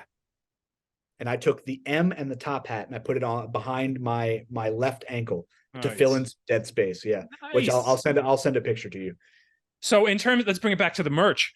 Yeah. You have some Antichrist, that era, you have some great merch that's like based on the iconic Dean Carr photos from the inner sleeve of Antichrist Superstar. So you have like some really good, you have not only like from that photo shoot in particular, like you have some great imagery that's like spooky as shit, scary as shit, but you also have like cool text. And you have like diagrams and like occult imagery too. So like it all makes for an amazing cocktail for merch and t-shirts. So like, can you blame like kids that are like, 20 years old or something that like want to wear that evil shit? They're really well designed and like they're pretty sick looking. A lot of them. All of my Manson shirts are especially, dangerous. Yeah, from what they thought about back then, you know what I mean? For lack of a better term. All of my Manson shirts look relatively dangerous or have a lyric on them that aren't the greatest to wear out in public or things like that. Right. I remember, and I have it now. It's the big blue face shirt from I believe the single was "Get Your Gun." Don't quote me on that, but they had a single record, and that's another thing for anybody who watches it that doesn't know what like singles were. They used to release records that were like EP style with only 4 songs on them, but they're all the same song, just remixed and whatever. Only one of them is like the regular recording. And I think it was a "Get Your Gun" single record where his face was on the front of it, and it was big and blue and whatever. Is With that a the little one bit where of, he's like, it's like a fisheye yeah, lens? Yeah. yeah, and all it was green sprinkled in as the Yeah. Yeah. background Yeah. or whatever it was. And on the back, I think this is the shirt. I think the back says this. And I had this when I was a kid, and I have it now as an adult, and I still wear it all the time. But my mom hated it, and I was wearing this in elementary school. It said, "You cannot sedate all the things you hate." And I wore that to elementary school. Right. And I don't know if teachers say, I have no idea. I just don't know. But my mom hated it and threw out that shirt. She threw it out into the trash when I was a kid. And I had tons of posters all over my walls and shit and You didn't get whatever. any. But, You didn't get any, bullied for wearing Marilyn Manson t-shirts to school in no, elementary. no, no. It was Nice. elementary school. Nobody was Right. nobody was It's bullying true. me. I was this. Yeah, I was friendly with everybody. So Yeah. when I got fucking punched in the face when I was in 8th grade, it's the first time I ever got bullied because I was friendly with everybody. Right. And I also played sports, like not tons, but like I love baseball and I ran track and things like that. I wasn't the Cool. typical goth kid. Yeah. You know what I mean? I wasn't smoking cigarettes on the corner while like having my headphones on, like looking mean at people. Like it just wasn't me. But I had big band shirts on and big pants and my I had my long hair that was down to here and parted in the middle. I had the bowl cut. But being a And rocker wasn't like that didn't make you an outcast in Long Island, I imagine, right? Like there's a good rock scene around no, there. but that's what was strange to me was when I got into that fight. I was just like, what the fuck? Like, what did I do? Right. I was friendly. I was friendly with everybody. I was friends with the girls that were really pretty and popular. Like it didn't make sense to me. But I mean, everyone was watching TV or MTV at that time anyway, so it's like yeah. But I started really early on with metal band shirts, and they were all chaotic looking. Yeah. I remember wearing I got back to it before. One of the most expensive shirts in my Manson collection is the Meet Your Master shirt. Yeah, which right. Is essentially, which one's that? Which is essentially on the front. I forget exactly what it says. I literally just did my laundry. I should have it in the forefront of my brain. It's also probably my favorite shirt. It's a guy or a cop or whatever on the front, and he's holding a puppet, and he said, if you meet your master, kill him, or something like that. I've ever but seen that. The front isn't so ridiculous, but meet your master, kill him, something like that. But on the back, it's a cop with a gun to his head. What era is that? Is that Portrait of American Family? It's 90, 94, 95. Yeah. So that's Sweet Dreams. So it's a mix of the first two. Yeah. Yeah. Huh. I've never seen that one. Yeah, I think I spent, and this is a couple of years ago now, but it took me a while to get it down to this price. This is the best price I could find it at during this era. I bought it for like $700. Ooh. But once again, you have to know your stuff. During that era of me collecting, that was a good price for that specific shirt. Yeah. I can't say I'm particularly proud of all the prices that I've spent on things. Yeah. But what I spend on things is justified because I've studied this in and out to know what's worth specific prices and what's not. Sure. Just last week, maybe, I spent $1,000 on a t-shirt that I've never had access to before. I've seen it out there, but I've never had access to it for a price under that. But plenty of times over that, I've seen it for sale. Yeah. And when I say that, I'm not saying there's a ton of them out there, but like from specific sellers, I've seen maybe the same shirt be passed around a couple of times, and then they've all priced it higher and higher and higher. So like the shirt that I'm speaking about, I just bought for $1,000 was a 1989, I believe, The Burbs, the Tom Hanks movie, The Burbs t-shirt. Yeah. Wow. In my perfect, couldn't be any better measurements for me. Wow. In almost perfect condition, used and worn and everything, not dead stock. But it just made sense. It made sense to me because I know that they're just not out there very often and for a price that makes any sense at all. So to me, Tom Hanks in his bathrobe looking down, Burbs logo. Yeah. What's it printed on? Giant? Holding a spatula. Yeah. No, it's on the late 80s Hanes tag. Nice. Single stitch all around. Oh, I have a few of those. I have like a good Aussie one. That's that Hanes one. Yeah. I cannot stress it enough how in this industry or hobby or whatever you want to call it, You have to know what you're looking at in order to justify Sure. what you're paying. Yeah. You have to. What's it say on the It's back? just, Any hit? Is there like a hit on the back? no. It's just the poster print on the front. So it was like the License. merch that they would sell at like the movie theater or like the mall kind of Yeah, novelty yeah. t-shirt shop. My assumption is that it could be one of two things. One, at movie theaters, because I'm an 80. I was born in 88, so that movie specifically came out 1 year after I was born. I saw it in the theater. Saw Burbs in the Yeah. theater. So yeah, you're 10 years older than me. So it's like, so But they would sell merch I at the don't. movie theater. They would So do there you that. go. Yes. I don't know that. But Yes. my thought process is, okay, so this is a tag that is time specific. It makes Yeah. sense. The license is there. It's not phony to me. Anybody can print a license. It doesn't mean shit. Right. But if you know what you're looking at, you can justify, yes, this all matches up, this matches up, Yeah. the stitching matches up, da da da da. And you put 1, 2, 3 together, and you're like, okay, good, this is legit, all Yeah. good. But you have to know the intricacies of each of these things to justify it being true to the era. You know what I'm saying? Are there people who are Frankensteining shirts with like vintage tags and Absolutely. certain blanks that really? Oh my God, yes. Really? There's so many fakes out there now. For you mentioned a giant tag before. Uh-huh. There's so many fake giant tag shirts out there right now Really? because you can just print tags that look relatively similar. There's tons of tags that are faked, but you have to know what you're looking for. You have to know the era of when they're supposed to come out. So Right. if there's a license printed on there, a license is just words on a t-shirt. Right. That's all they are. Right. But you have to know what you're looking at. For example, a very good friend of mine who's also a big Marilyn Manson enthusiast and fan and t-shirt collector. He sent me a link the other day, and we were joking about it, but because he knew I would find it right away. He goes, take a look at this listing. And I looked at the listing. It's a Manson shirt. I'm like, okay. So I opened it up and I looked at the tag. I looked at the license. It said 1988 it's supposed to be Satan's Bake Sale, which a lot of his shirts were licensed as back in Really? the 90s. Yes. Like when he was Bake like Sale. before he got signed, like when he was just doing his local shows or his local. Yeah, I'm not sure. It's a company that I think he had something to do with. Cool. I don't know the history of that, but what I know is that a lot of his shirts from back then, before he was with Winterland and Giant, I don't think he was with Giant. Winterland specifically, he was with Winterland for a while.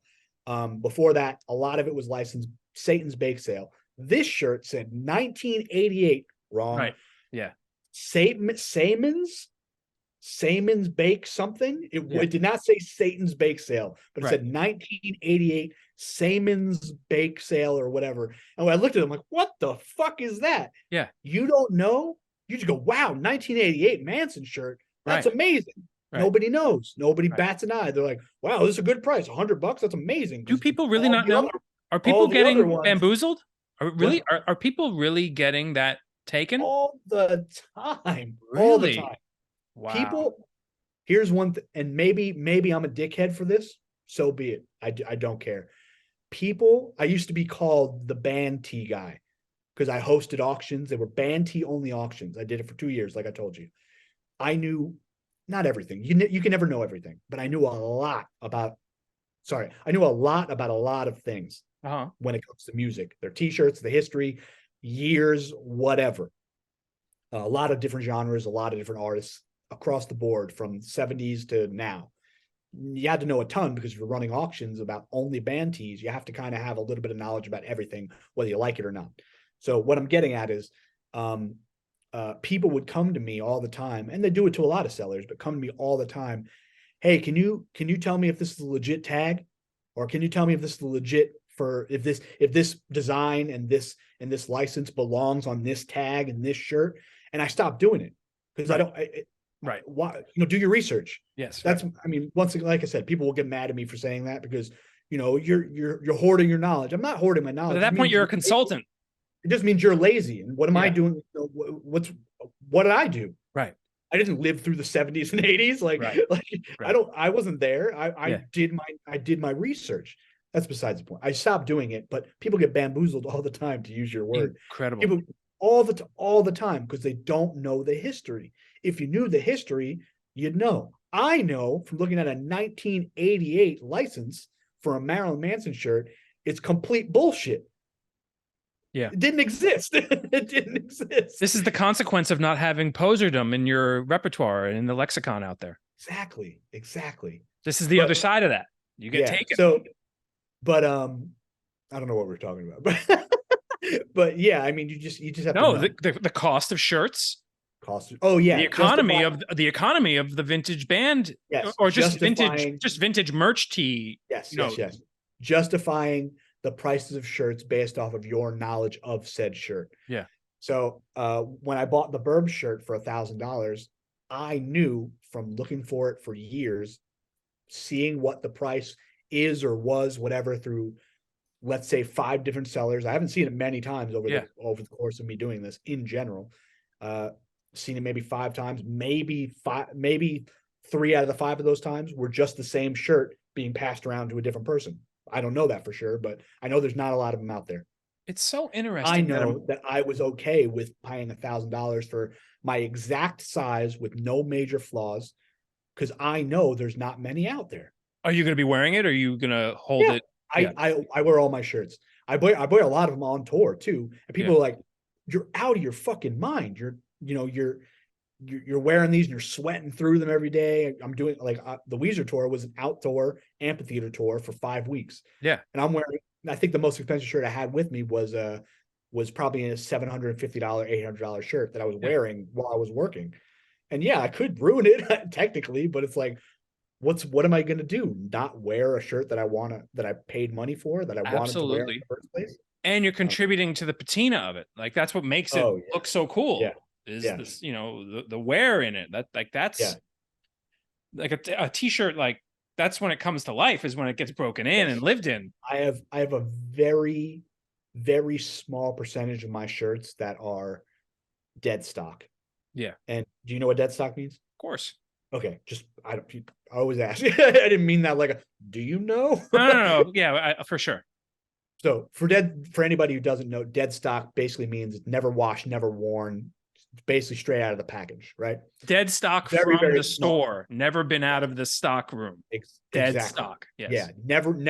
Never sold previously. I don't know how it got to the point of your closet, but it wasn't worn by somebody else before you. Right. Wasn't washed before you. So I have a very, very small percentage of shirts that were like that, but I only buy those kind of shirts if I can't find what I'm looking for. Yeah. And that's my only option. Yeah. There is a Dwarves shirt, the punk band The Dwarves. That one of my favorite punk records ever. The Dwarves Are Young and Good Looking. 1997 on Epitaph. Yeah. It's we talk about faces. It's just a big face. Yes. It's a big face with a ski mask on it, I believe. And it says the Dwarves Are Young and Good Looking on the bottom. Regardless, I couldn't find a good fitting version of that was worn. Yeah. And then someone on my auctions, when I was doing them a couple of years ago, knew that I wanted it and didn't tell me that he was running the shirt on auction, but he showed the shirt, and I was like, I showed my card right away. Like I didn't put on a poker face. I was just like, oh my God. I was like, what's the measurements on that? It's like my perfect measurements, but it's not brand new, but it was like black. It was black as black could be. And I was just like, oh it hurts. It hurts so bad. So I wear that as much as I can outdoors. Yeah. To try to deaden the black in it. It's funny you say that. I do the same thing, like especially like with more contemporary bands. Like I still buy band t-shirts, so like things look too new.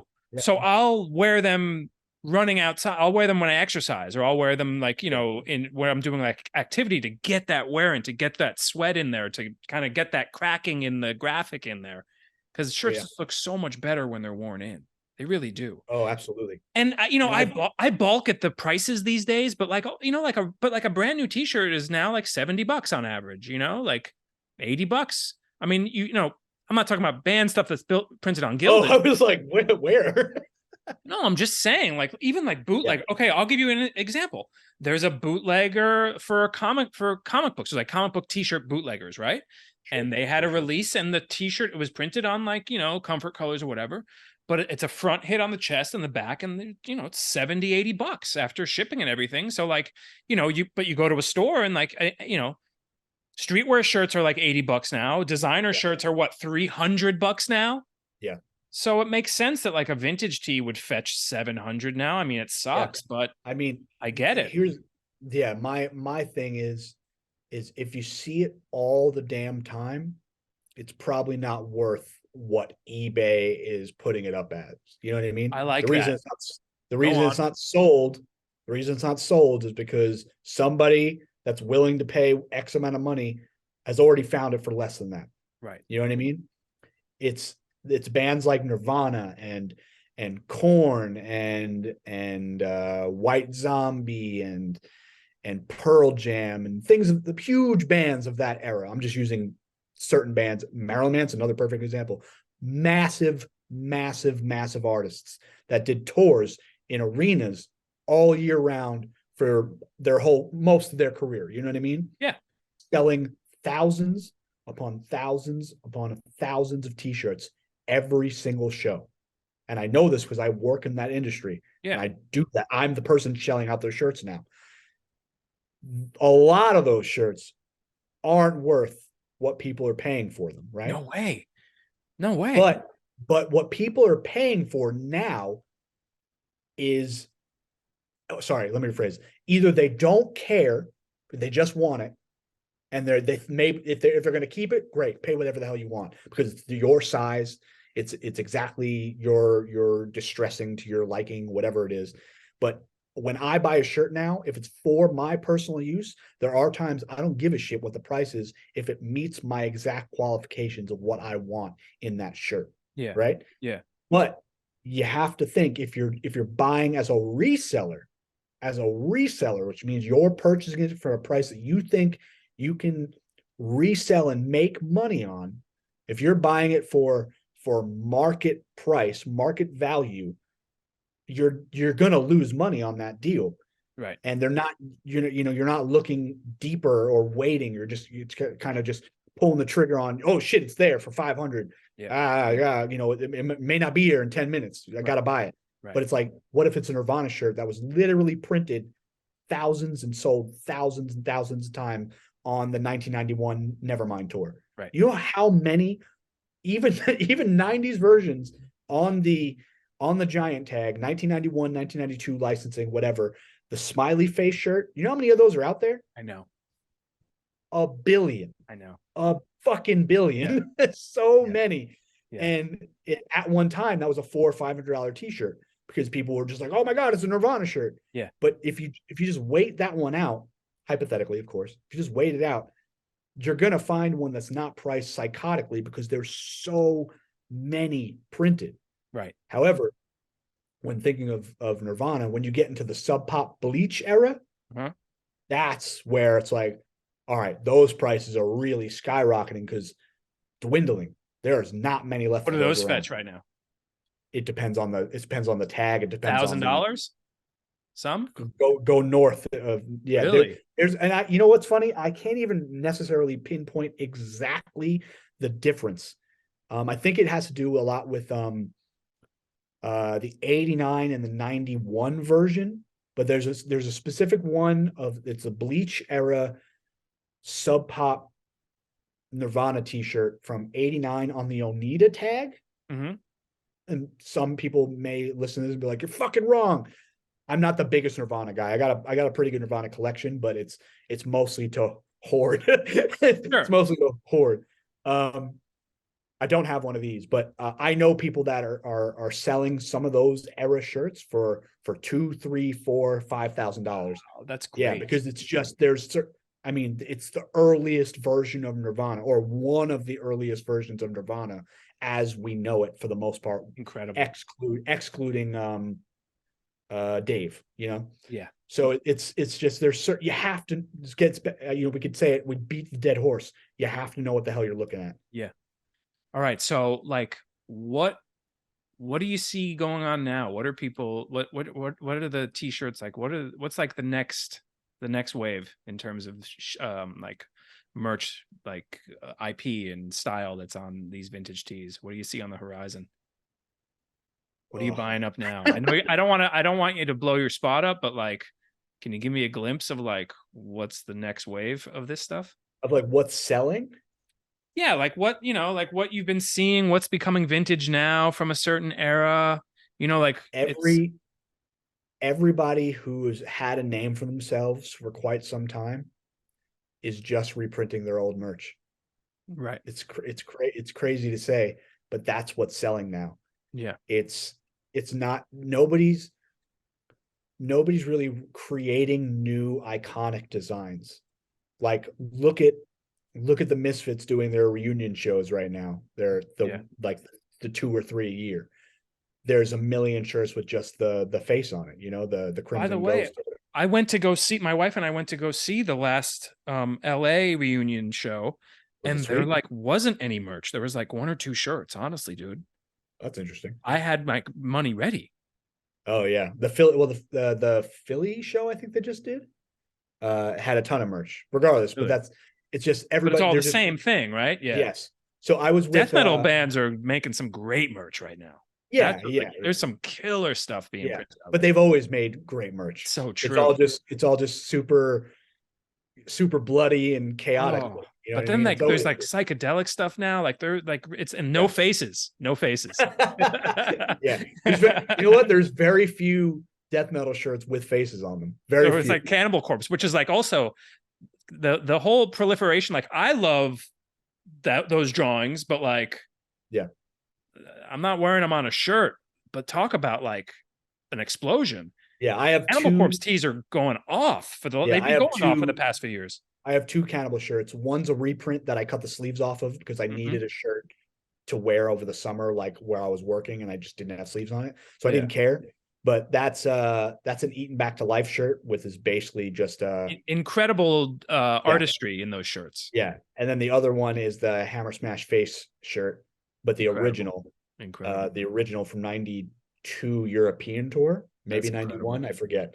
And that one is literally a hammer in the side of a cartoon-esque drawn face.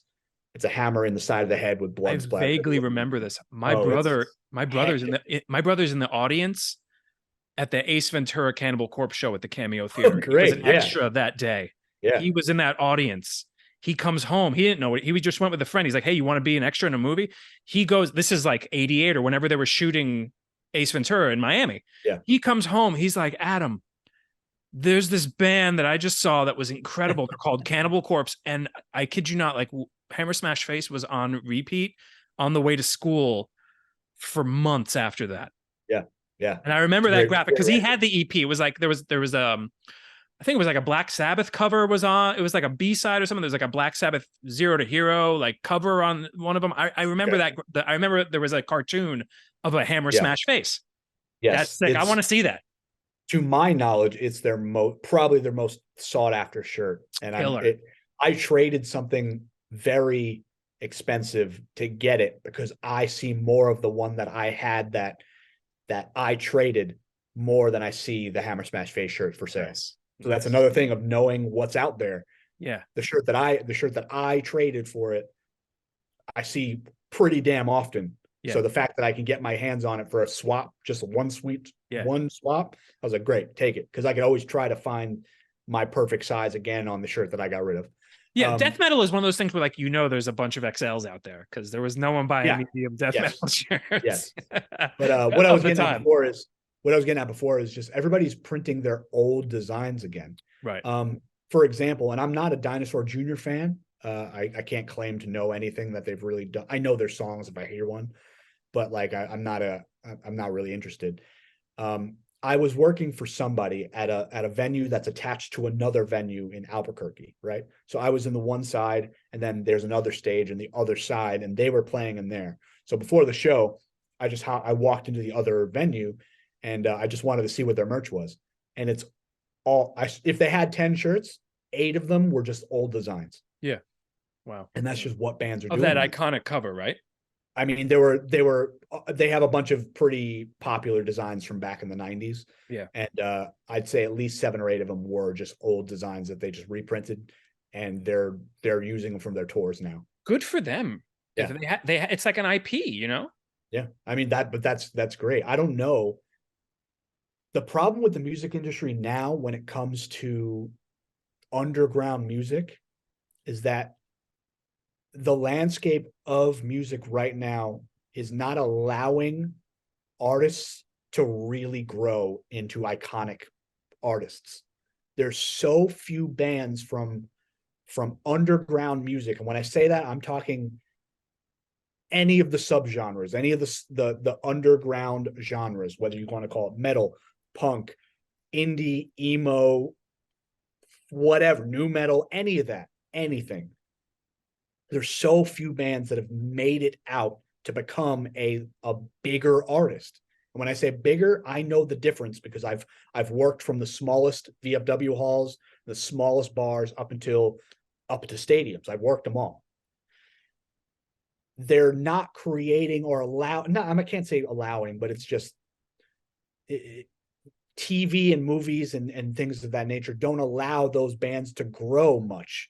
Sure. And the labels aren't really taking risks on artists like that because it's not the mumble rap guy and the Taylor Swift esque kind of woman writing pop songs. It's just if it's not that, it's just not their focus. And I understand it because that's how they make their money. It's to the masses of humanity. But the reason why you're not going to see a whole lot of band merch be iconic anymore is because those bands aren't growing. If you look at any major festival around the country at any given time, even the world, even in Europe and etc., it's all bands that have been around for 30, 40 years. Yeah. All of them. Every single one of them. Every one of them. Every festival. It's just bands that have been around. So they can reprint all that shit because it's recognizable. But today's bands, there's only a few bands that have actually started to make that creep into we're going to last. We're going to be the new whatever in 20 years. There's only a very, very few. And I can name them. Some I know personally, some I don't. But in my world, I've toured, like I said, from from A artists to the smallest things you can ever imagine. There's only a couple that have actually gotten into the next level. List them. The next Let's level. Let's hear it. A Day to Remember. Mm-hmm. And once again, it doesn't matter what genre they are. It's just the bands that have actually did from the get-go, small, nothing, independent bands, grinded for a long time, and finally got out of that and can headline arenas and things like that. Let's hear it. There are so few people that can headline arenas now. It is crazy that haven't been around for 30 years. Right. Anyway, A Day to Remember is one. Bring Me the Horizon is the second one. Terrible merch. They don't have good merch, do they? No, not really. Right. Well, maybe it's just not my thing, but maybe kids will think that it is, but I don't. I see it and it's the same fucking shit I've seen forever. They're a band that I was in my head as I was listing earlier in the conversation. I should have brought up in the sense of like, you don't see good, and I'm not like a stan for Bring Me the Horizon, but I'm aware of them. They've been around a long enough time. You don't see vintage merch. I mean, they've been around. I mean, they're like a few years after My Chemical Romance era. They've been around a while. Yeah, they've been maybe like 5 to 6 years after My Chemical Romance that era. Like so there's a thing. Yeah, they've been around a while. You don't see good, not a lot vintage merch. Not Maybe that's the next wave. I don't know. But go on. A Day to Remember, Bring Me the Horizon. A new one that's kind of popping. Oh God, I just lost it. It was there. Oh my God, I just had it. Shit. I threw you off. There's a third. What's that? I threw you off. My tangent. Yeah, there was a third. God, there was a third. Well, actually, the newest that I think is going to be the next one is Turnstile. Have you heard of Turnstile yet? Sure. Yeah, they're a big Turnstile band. is the newest. I think is going to finally break away and be their own eventually. Like a big band. They're doing the biggest clubs you can do in the States right now. Yeah. And they're headlining them and selling them out. that's when you know you're like, oh, okay, we could probably take that next step. But That's that's the exciting hardest part. for That's hardcore, the right? hardest part. Oh, incredible, incredible. Anybody who thinks otherwise is fucking is in the Stone Ages. It's Right. Great incredible. gateway band, but also like, Yes. they write Oh my hits. God. You can't deny they Yes. don't write hits. But they're the newest, most like the luckiest. I can't even believe it. Like kind of scenario. The brand new, but they're the newest one. So that's just three off the top of my head. The Day to Remember has been grinding forever, and I'm not saying I'm a fan or it has nothing to do with it. It's just that band. I played with that band in 2006 in Indiana in a VFW hall with 200 people in it. Cool. And they played it 1 a.m. because the promoter didn't know what the fuck he was doing, and the whole show was just late, super late, and people were there and people were singing every word, and I was like, damn, this band really people give a shit. And now Wow. to see that they get headline arenas, it's like that's crazy. But there's Wow. so few bands that are able to do that. They're number one. Bring the Horizons, same thing. Played with them in 2007 in a club, maybe like 500 cap club, and people were going nuts then. Now they're headlining arenas and headlining festivals. And I missed that other third one I was thinking of. But Nails, right? Turnstile. Nails. I wish. But no, Turnstile is probably the newest one that's finally like breaking the barrier of like, oh yeah, we're not just a hardcore band anymore. Right. Like people of every walks of life can hear that band and go, oh, that's Turnstile, which is unbelievably difficult to do. Right. Unbelievably difficult.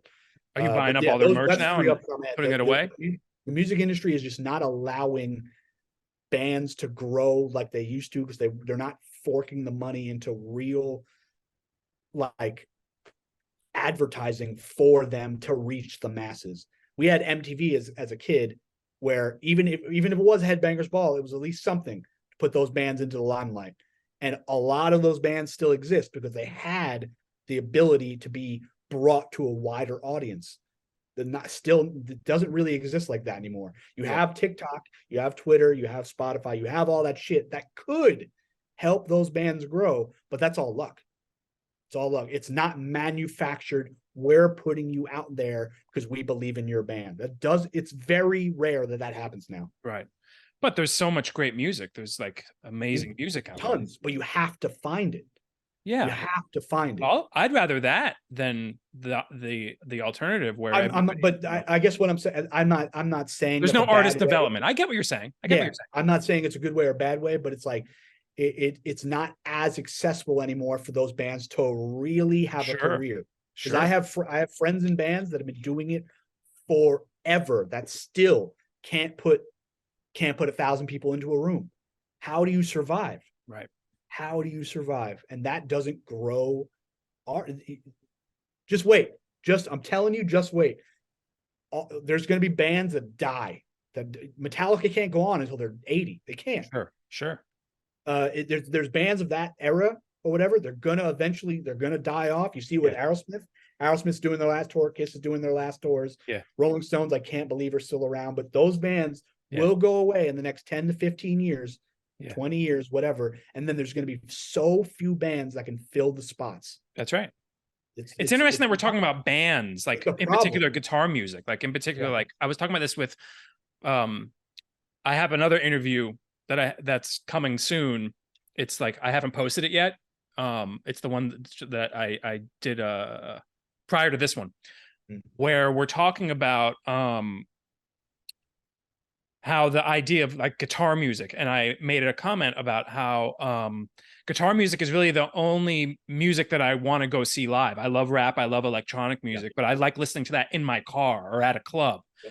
I want to go see a band play live, and guitar music, it doesn't just have to be guitar music, a band. I want to go see a group of people together creating a sound through instruments. Like that's what I mean. The episode's about guitars, but you get what I'm saying. Like going to see a band, going to see people recreate the song on stage, not with a loop, backing track, whatever, but like actually making the song happen on stage at that time is something that's what gets me out of the house. That's what's going to get me back to going shows again. It's, I love all types of music, but that's the stuff that gets me really excited to go see. Like I mentioned, like Sun O, like going to see them live is like incredible. It's like an experience, Bands like, you know, Oh, you just maybe. I'm so sorry. Ghost is another one. oh, that's the fourth one. Yeah, Ghost found their way. right. It took 10 years, but they did it. Yeah. So there you go. Yeah. But Anyway, yeah, sorry. but to your point, bands it's going to be interesting to see who fills that big Mhm. entertainment slot in those arenas. That's interesting. Yeah. And stadiums. Because Is it going to be Misfit reunion tours? that's Maybe. that's what I'm saying. I mean, those bands can't last forever. Yeah. There, if you look at any festival this year, just this year, I mean, look at the look at the last 10 years. Yeah. It's the same headliners over and over and over again, Right. and they're all bands that have been around for the Legacy. past Like, yeah. 40 years. Or legacy Yes. bands. Yes. For sure. Metallica, Guns N' Roses, Kiss, Foo Fighters, Pearl Jam, Smashing Pumpkins, Yeah. Ramstein. It's the Mhm. Deftones. It's the Mhm. same. And I'm not against any of that. I'm just Sure. saying that there's going to be a time 10, 15 years from now where all those dudes are in their 50s, 60s, so on. And they're like, fuck this. We're rich already. Right. It's done. It's Right. over. Right. It's starting right now. Yeah. It's starting right now. And it's not a good look when there's no stars being created. And I'm a huge wrestling guy, right? Huge wrestling guy. And it takes time, but eventually WWE, AEW, things like that, take these nothing guys, the brand new guys, and they're slowly building them to be the top guys. Yeah. Music industry doesn't really have that anymore. But it also like comes out of hardcore. Like the most interesting music that's been for me, like in terms of like guitar music and stuff, it's been hardcore or like world music, like stuff that's not Western at all. Sure. But like hardcore prevails, right? It's only gotten bigger, no? Hardcore is in. I've been into hardcore since '99, I think, Yeah. and it's the biggest I've ever seen it right now, Right. by So far. that's cool. But I think it's incredible. And it's influenced culture at large, like even like Yeah. iconography of like, I'm sure if you look at, like a Taylor Swift piece of merch or whatever, like you'd be Yeah. like, oh, like that's a hardcore. They Yeah. were doing that first in hardcore and stuff, So like, Yeah. I guess that's cool. It's very cool. What's weird about that too, though, is and I the reason why I broke my band up in 2013 after being a real band for 10 years and touring and putting out records on labels and all the bullshit that goes with it, really did it, was because it gets to a point where it's like I have to be an adult in an ever-changing world that is gonna crush you. Oh, it's unsustainable, I imagine. Being in a hardcore It's band? unbelievably different. And I was in a metal band with Any type of hardcore band, yeah. tendencies, but like, Oh yeah, my, it's very crazy. I can't even imagine what it's like and what it takes to get to a sustainable point now in today's standards yeah. by when I was touring as an artist, where it was 10 plus years ago, and we were struggling then. Like it's a completely different world. Yeah. Now, Instagram was barely a fucking thing back then, and Twitter was new, but it wasn't used in the way that we use it now. For yeah, it's different now. Spotify, I don't think existed yet. So like there's a lot of ways you can prevail, but still like everything's so much more expensive now. Like I don't envy starting from scratch and trying to really make it your whole existence now. You know what I mean? Yeah. I mean, it's almost something you have to start. And this is like for acting too, or anything, pretty much anything in the arts. You have to start when you're a child, when like Yeah. you get all the Yeah. kinks out before you have to make it a profession. Yes. So It's so like be kind of never, it seems like it has to be something that is set from the get-go and you never divert away from it. You just eventually start making money doing it. It's never like, think, oh, I was hustling and trying to do this. It's like it never was anything yeah. different. I think one of the craziest double-edged swords that I came to realize towards the end of the band that I sang for was we achieved so much in almost 10 years, touring with some of our favorite bands and putting out records that like I could go physically find in a store, like all that kind of stuff. Was you start it with no intention whatsoever. You're just like, this is gonna be fun. This is cool. We're gonna play shows with our friends, and maybe we'll play out of state once or twice or whatever. Yeah. And then it becomes a business. And then sometimes it's really not fun at all. I When imagine so. your entire intention is just like, let's have a good time, and like we're not going to make money. Who gives a shit if we drive fucking 5 hours to play this festival and no, we're not getting paid to do it. We just want to play. Right. It's like that exists at some time, and then sometime in the future, you're just like, wow, I am so broke and beat up, and it's not fun anymore. Other than the half hour that we're on stage, like it's such a weird double edged sword. Becoming a detriment to my lifestyle. Yeah, yeah, and it's That's like conflicting. I imagine that being a very conflicting thing. super conflicting and super hard to swallow. Yeah. And I was only in my mid-20s. I dropped out of high school when I was 17 to do my first tour. I did my first tour. I came back and I stopped going to school. You were so close. Was that Yeah. junior year No, for no, no. you? I wasn't gonna graduate anyway. Oh, okay. Yeah, I was so indebted to my band at the time that I stopped really doing anything to make me a good student. I Yeah. wasn't a bad kid. I just didn't go a lot of the times. And then when I went on that first tour, I was like, that's it. It's like, that's all I ever want. This is it. This is what I want. And then I stopped. And now 17 years later, it's my career. Yeah. But you know, we started, I mean, just not caring about anything, just this go, go, go, go, go, go, go. And then you achieve all this really cool stuff. And then somewhere in the line, you're like, wow, I've only eaten a McDouble every day for $2 this entire week. And like, I don't know how to sustain, I don't know how to pay my rent when I get home.